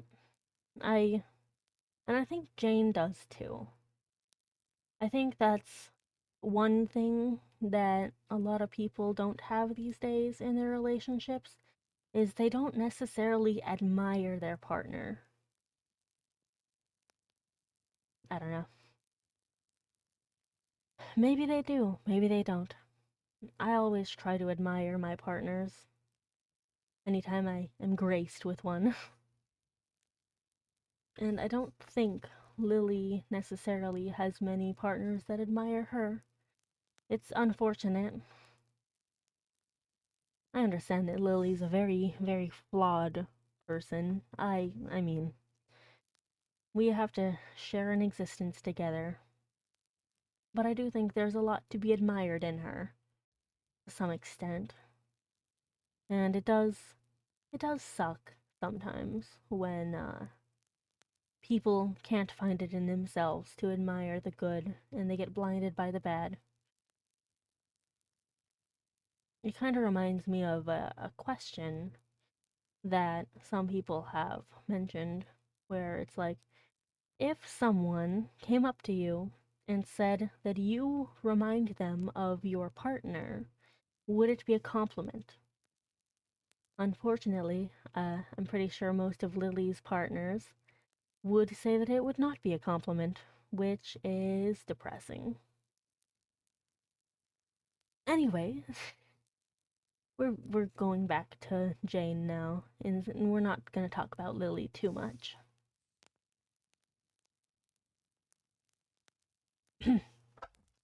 The idea calmed me somewhat. I lay down. Silence composes the nerves, and as an unbroken hush now reigned again through the silent house, through the whole house. I hope so. I began to feel the return of slumber, but it was not fated that I should sleep that night. A dream had scarcely approached my ear when it fled affrighted, scared by a marrow-freezing incident enough. This was a demonic laugh, low, suppressed, and deep, uttered, as it seemed, at the very keyhole of my chamber door. The head of my bed was near the door, and I thought at first the goblin laughter stood at my bedside, or rather crouched by my pillow. But I rose, looked around, and could see nothing. While, as I still gazed, the unnatural sound was reiterated, and I knew it came from behind the panels. My first impulse was to rise and fasten the bolt. My next was to cry out, "Who is there?" Something gurgled and moaned. Ere long, steps retreated up the gallery towards the third-story staircase. A door had lately been made to shut in that staircase. I heard it open and close, and all was still. Was that Grace Poole? And is she possessed by a devil? Thought I. Impossible now to remain longer by myself. I must go to Mrs. Fairfax. I hurried on my frock and a shawl. I withdrew the bolt and opened the door with a trembling hand. There was a candle burning just outside, and on the matting in the gallery. I was surprised at this circumstance, but still more was I amazed to perceive the air quite dim, as if filled with smoke, and, while looking to the right hand and left, to find whence these blue wreaths issued, I became further aware of a strong smell of burning. Oh no!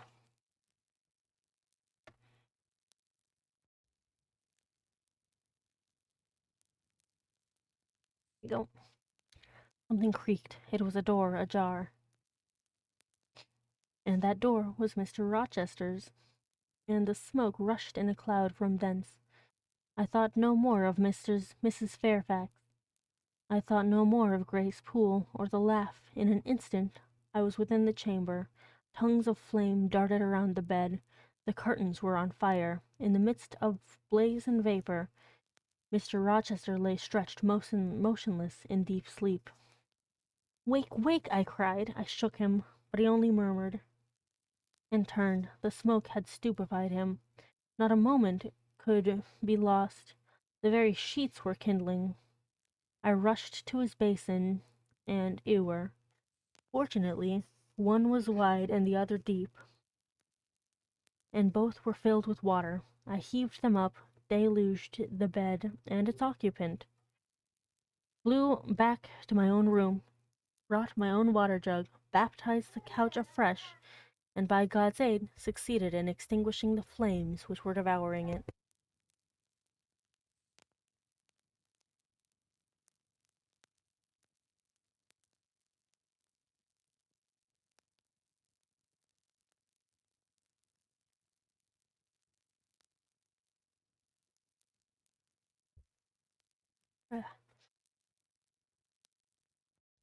The hiss of the quenched element, the breakage of a pitcher, which I flung from my hand when I had emptied it, and above all, the splash of the shower bath I had liberally bestowed, roused Mr. Rochester at last.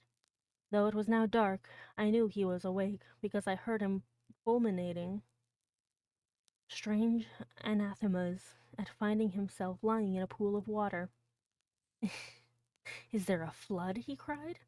No, sir, I answered, but there has been a fire. Get up, do. You are quenched now. I will fetch you a candle. In the name of all the elves in Christendom, is that Jane Eyre? He demanded. What have you done with me, witch sorceress? Who is in the room besides you? Have you plotted to drown me? I will fetch you a candle, sir, and in heaven's name, get up. Somebody has plotted something. You cannot too soon find out who and what it is.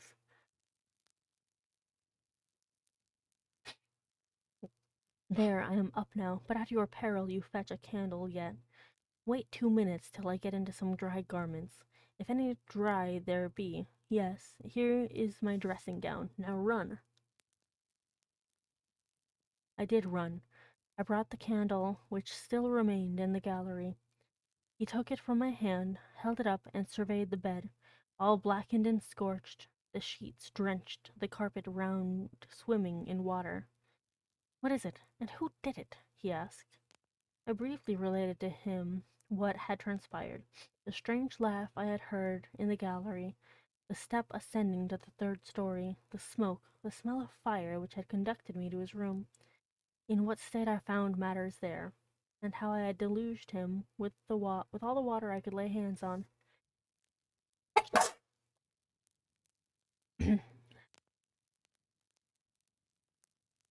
He listened very gravely.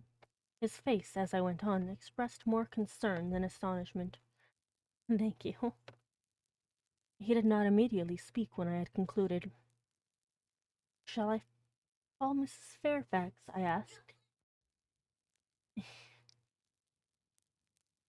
Mrs. Fairfax, no. What the deuce would you call her for?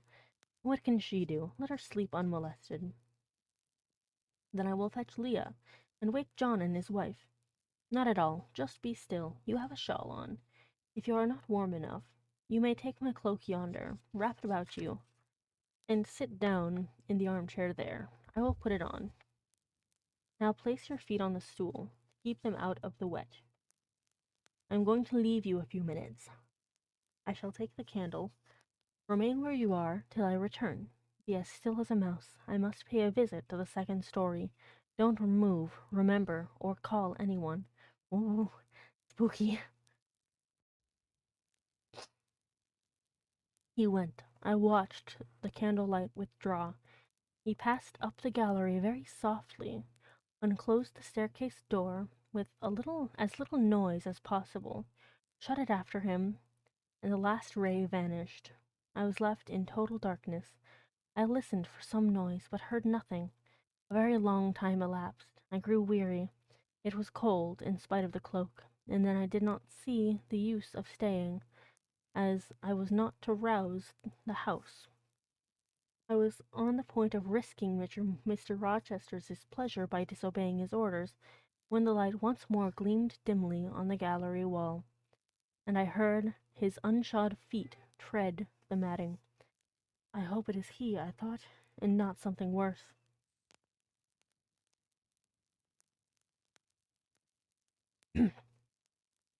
He re-entered, pale and very gloomy. I have found it all out, said he, setting his candle down on the washstand. It is as I thought. How, sir? He made no reply, but stood with his arms folded, looking on the ground. At the end of a few minutes he inquired in rather a peculiar tone, I forget whether you said you saw anything when you opened your chamber door. No, sir, only the candlestick on the ground. But you heard an odd laugh. You have heard that laugh before, I should think, or something like it. Yes, sir. There is a woman who sews here, called Grace Poole. She laughs in that way. She is a singular person. Just so, Grace Poole, you have guessed it. She is, as you say, singular, very. Well, I shall reflect on the subject. Meantime, I am glad that you are the only person besides myself acquainted with the precise details of tonight's incident. You are no talking fool. Say nothing about it. I will account for this state of affairs, pointing to the bed. And now, return to your own room. I shall do very well on the sofa in the library for the rest of the night. It is near 4, In 2 hours the servants will be up. Good night then, sir, said I, departing. He seemed surprised, very inconsistently so, as he had just told me to go. What? He exclaimed. Are you quitting me already, and in that way? You said I might go, sir, but not without taking leave, not without a word or two of acknowledgment and goodwill, not, in short, in that brief, dry fashion. Why, you have saved my life, snatched me from a horrible and excruciating death, and you walk past me as if we were mutual strangers. At least shake hands. He's adorable. He held out his hand. I gave him mine. He took it first in one, then in both his own. You have saved my life. I have a pleasure in owing you so immense a debt. I cannot say more. Nothing else that has. Oh no. Are we good? Did the stream die? Is everything okay? I have a pleasure in owing you so immense a debt. I cannot say more. Nothing else that has being would have been tolerable to me in the character of creditor for such an obligation, but you. It is different. I feel your benefits no burden, Jane. Good, thank you. He paused, gazed at me. Words almost visible trembled on his lips, but his voice was checked. Good night again, sir. There is no debt, benefit, burden, obligation in the case. I knew, he continued, you would do me good in some way, at some time. I saw it in your eyes when I first beheld you. Their expression and smile did not, again he stopped, did not, he proceeded hastily, strike delight to my very inmost heart, so for nothing. People talk of natural sympathies. I have heard of good genii. There are grains of truth in the wildest fable. My cherished preserver. Good night.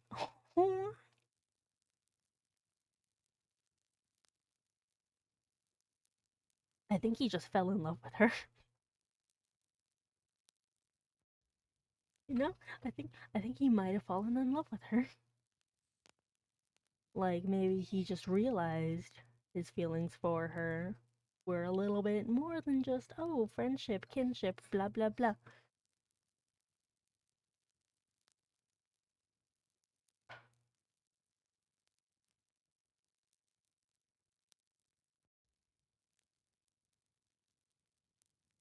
One moment.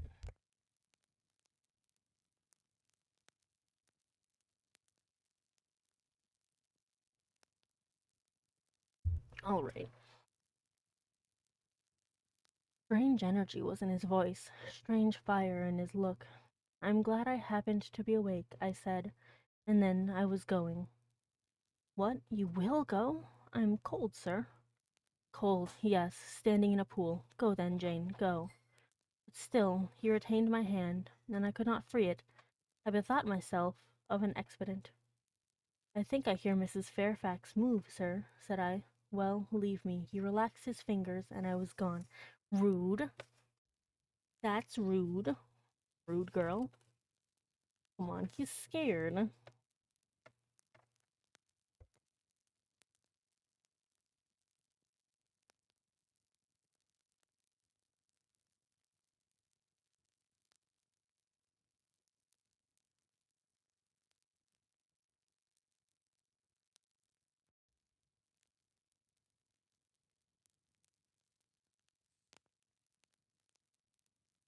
I regained my couch, but never thought of sleep.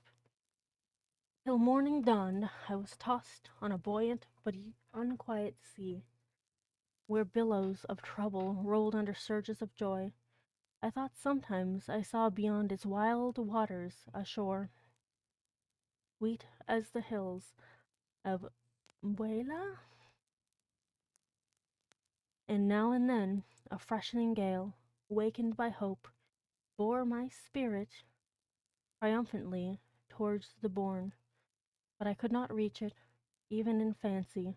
A counteracting breeze blew off land, and continually drove me back, thence would resist delirium, judgment would warn passion.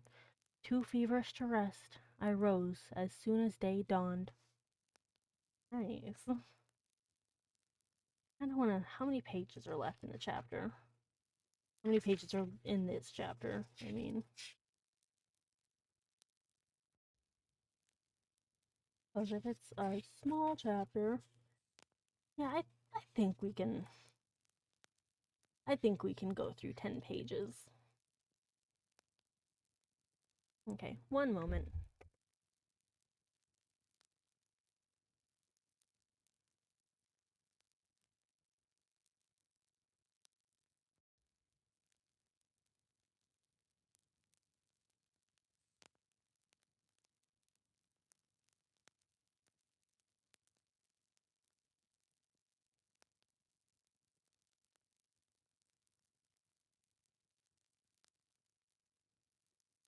There we go. We'll get through chapter 16 and then we'll call it a day.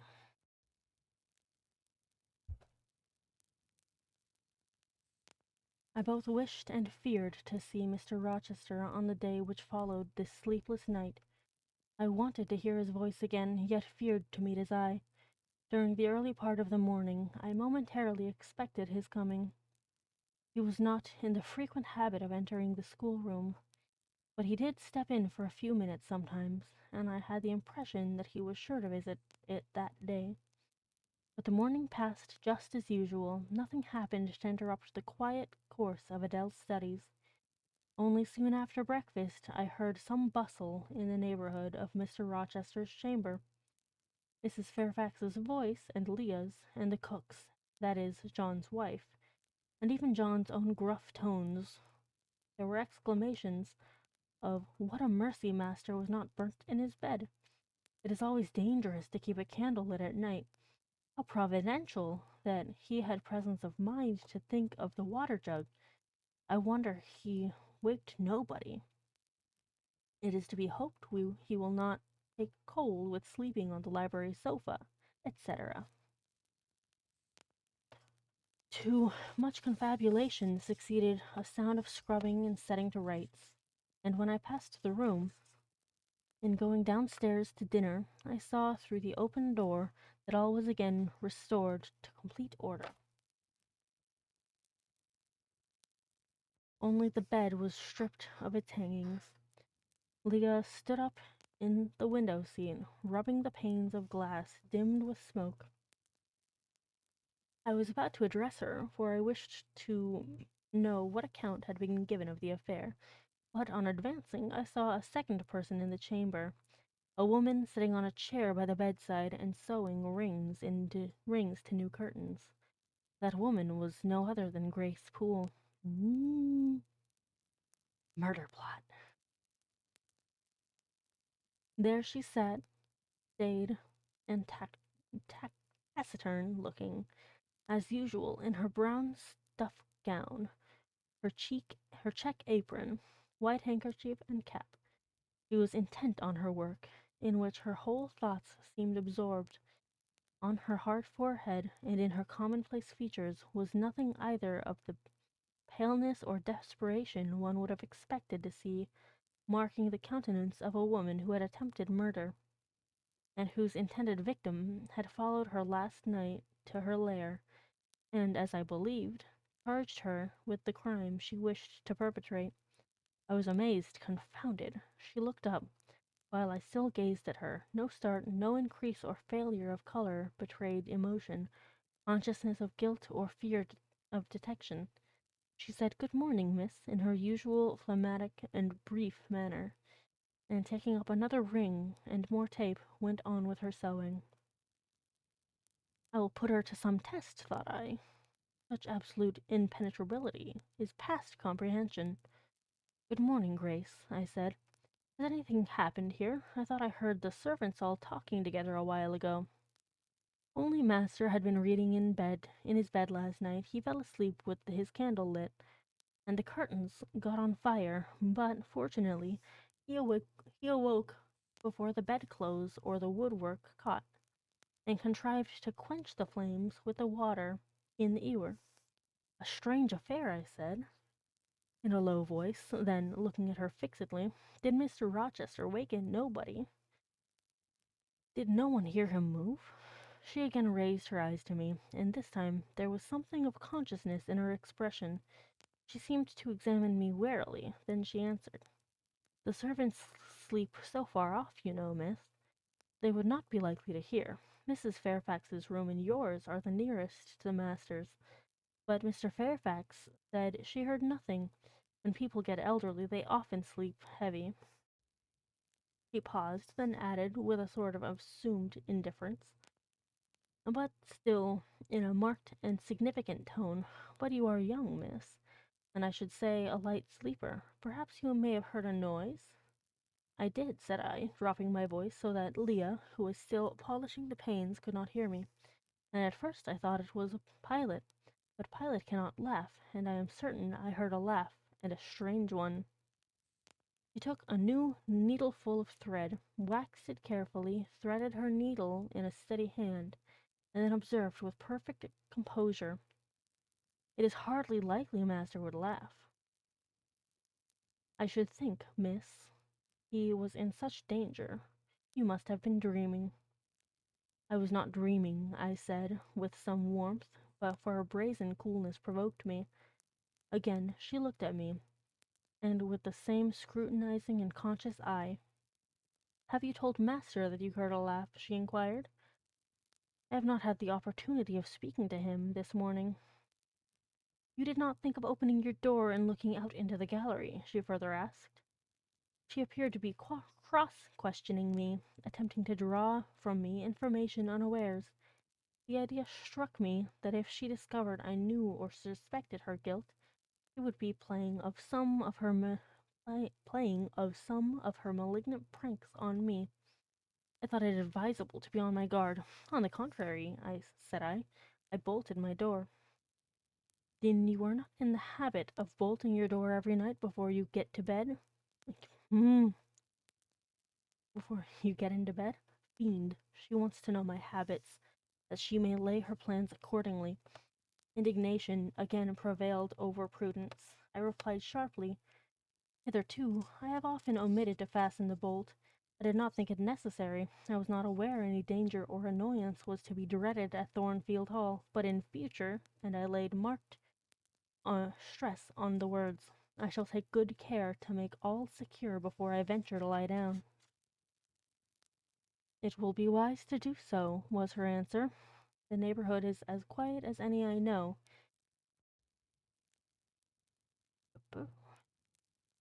And I never heard of the hall being attempted by robbers since it was a house, though there are hundreds of pounds worth of plate in the plate closet, as is well known. And you see, for such a large house there are very few servants, because master has never lived here much, and when he does come, being a bachelor, he needs little waiting on. But I always think it best to err on the safe side. A door is soon fastened, and it is as well to have a drawn bolt between one and any mischief that may be about. A deal of people, miss, are for trusting all to Providence, but I say Providence will not dispense with the means, though he often blesses them when they are used directly." And here she closed her harangue, a long one for her, and uttered with the demureness of a Quakeress. I still stood absolutely dumbfounded at what appeared to me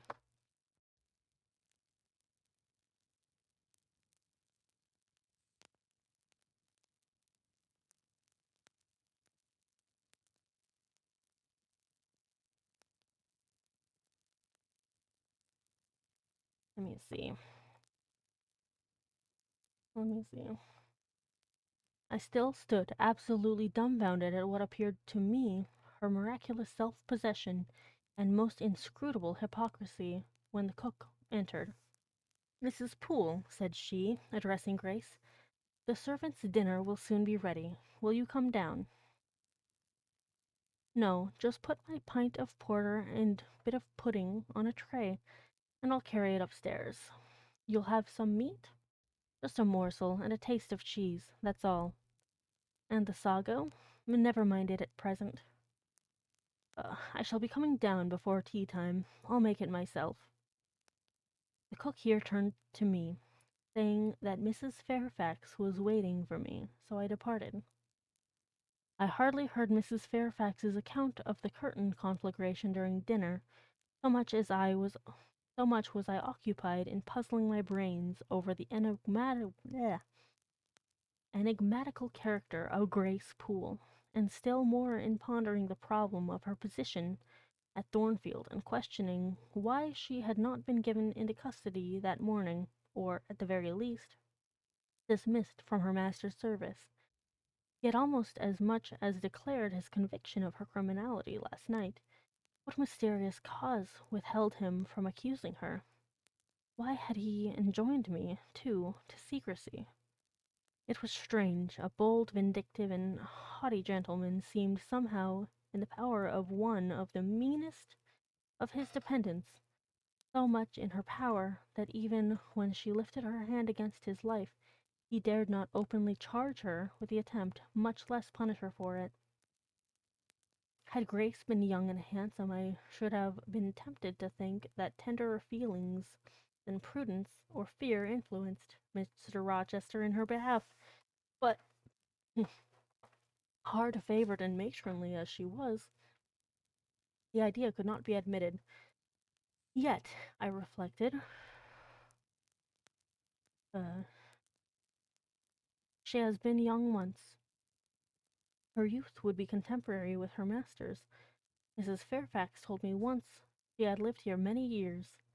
I don't think she can ever have been pretty, but for aught I know, she may possess originality and strength of character to compensate for the want of personal advantages. Mr. Rochester is an amateur of the decided and eccentric. Grace is eccentric at least. What if a former caprice, a freak very possible to a nature so sudden and headstrong as his, has delivered him into her power, and she now exercises over his actions a secret influence, the result of his own indiscretion, which he cannot shake off and dare not disregard. But, having reached this point of conjecture, Mrs. Poole's square, flat figure and uncomely, dry, even coarse face recurred so distinctly to my mind's eye that I thought, no, impossible. My supposition cannot be correct, yet, suggested the secret voice which talks to us in our own hearts, you are not beautiful either, and perhaps Mr. Rochester approves you. At any rate, you have often felt as if he did, and last night remember his words, remember his look, remember his voice. I well remembered all, language, glance, and tone seemed at the moment vividly renewed. I was now in the schoolroom. Adele was drawing. I bent over her and directed her pencil. She looked up with a sort of start. And we take a pause for a commercial break.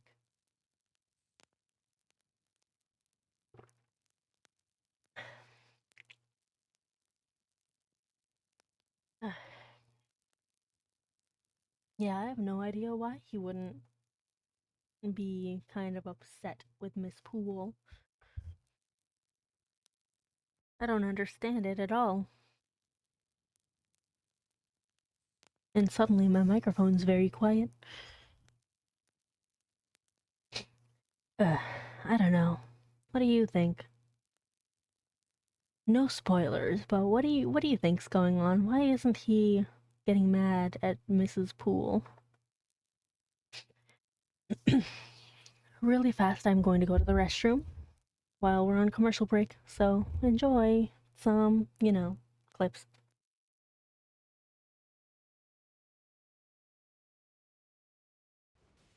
Kaden, I need an adult. Oh fuck. Help, Kaden! Help, Kaden! Ah! No, not Amanda! No, Kaden! Kaden! Help me! Help me! Kaden! Kaden! Kaden! Get it! Get it! Get it! Get it! Get it! Kaden! Kaden! Fuck! Drink the magic! Drink it! Oh fuck! Oh fuck! So close! So close! Ah! Okay, sorry. It's about making that bastard feel what it's like to lose everything.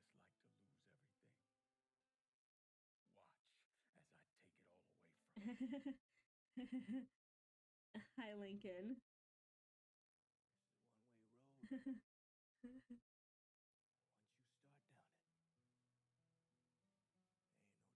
Shut up, Father James. Just let him do it. I'm going the same. Lincoln Dommy Daddy. What? If people were always kind and obedient to those who are cruel and unjust, the wicked people would have. Okay.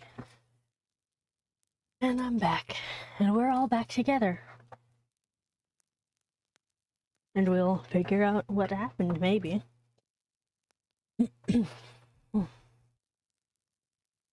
She looked up with a sort of start. Que avez-vous, mademoiselle?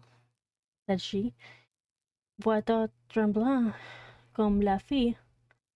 Et vos joues sont rouges, mais rouges comme des cresques.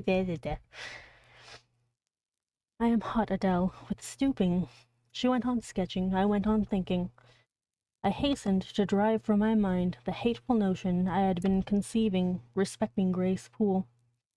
It disgusted me. I compared myself with her, and found we were different. Bessie Leaven had said I was quite a lady, and she spoke truth. I was a lady. And now I looked much better than I did when Bessie saw me. I had more color and more flesh, more life, more vivacity. Because I had brighter hopes and keener enjoyments. Evening approaches, said I, as I looked toward the window. I have never heard Mr. Rochester's voice or step in the house today, but surely I shall see him before night. I feared the meeting in the morning. Now I desire it, because expectation has been so long baffled that it is grown impatient. Yeah, that's fair.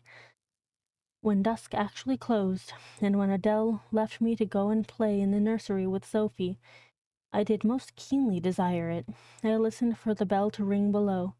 I listened for Leah coming up with a message.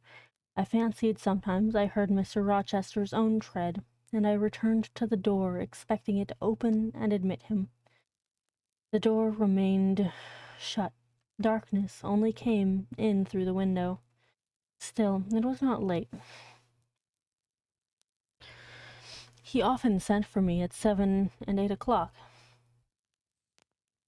and it was yet but 6. Surely I should not be wholly disappointed tonight, when I had so many things to say to him. I wanted again to introduce the subject of Grace Poole, and to hear what he would answer. I wanted to ask him plainly if he really believed it was she who made last night's hideous attempt, and if so, why he kept her wickedness a secret.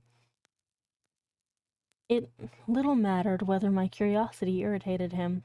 I knew the pleasure of vexing and soothing him by turns. It was one I chiefly delighted in, and a sure instinct always prevented me from going too far. Beyond the verge of provocation I never ventured. On the extreme brink I liked well to try my skill, retaining every minute form of respect, every propriety of my station. I could still meet him in argument without fear or uneasy restraint. This suited both him and me. A tread creaked on the stairs at last. Leah made her appearance, but it was only to intimate that tea was ready in Mrs. Fairfax's room. Thither I repaired, glad at least to go downstairs, for that brought me, I imagined, nearer to Mr. Rochester's presence. "You must want your tea," said the good lady, as I joined her. "You ate so little at dinner, I am afraid." "I am afraid," she continued, "you are not well today. You look flushed and feverish." "Oh, well, I never felt better." "Then you must prove it by evincing a good appetite. Will you fill the teapot while I knit off this needle. Having completed her task, she rose to draw down the blind, which she had hitherto kept up, by way, I suppose, of making the most of daylight, though dusk was now fast deepening into total obscurity. And I think I can hear Tiny Human throwing a fit upstairs. So unfortunately, I'm going to have to call it a little bit early today. I hope you all enjoyed. I'm not going to raid out today because ASMR streams just seem not like the time to raid. I hope you all have a lovely day, and I will see you again Thursday. Okay. I hope you have a lovely day. I hope you enjoyed your time with me. All right, and thank you so much for the support and love. Okay. Bye. No.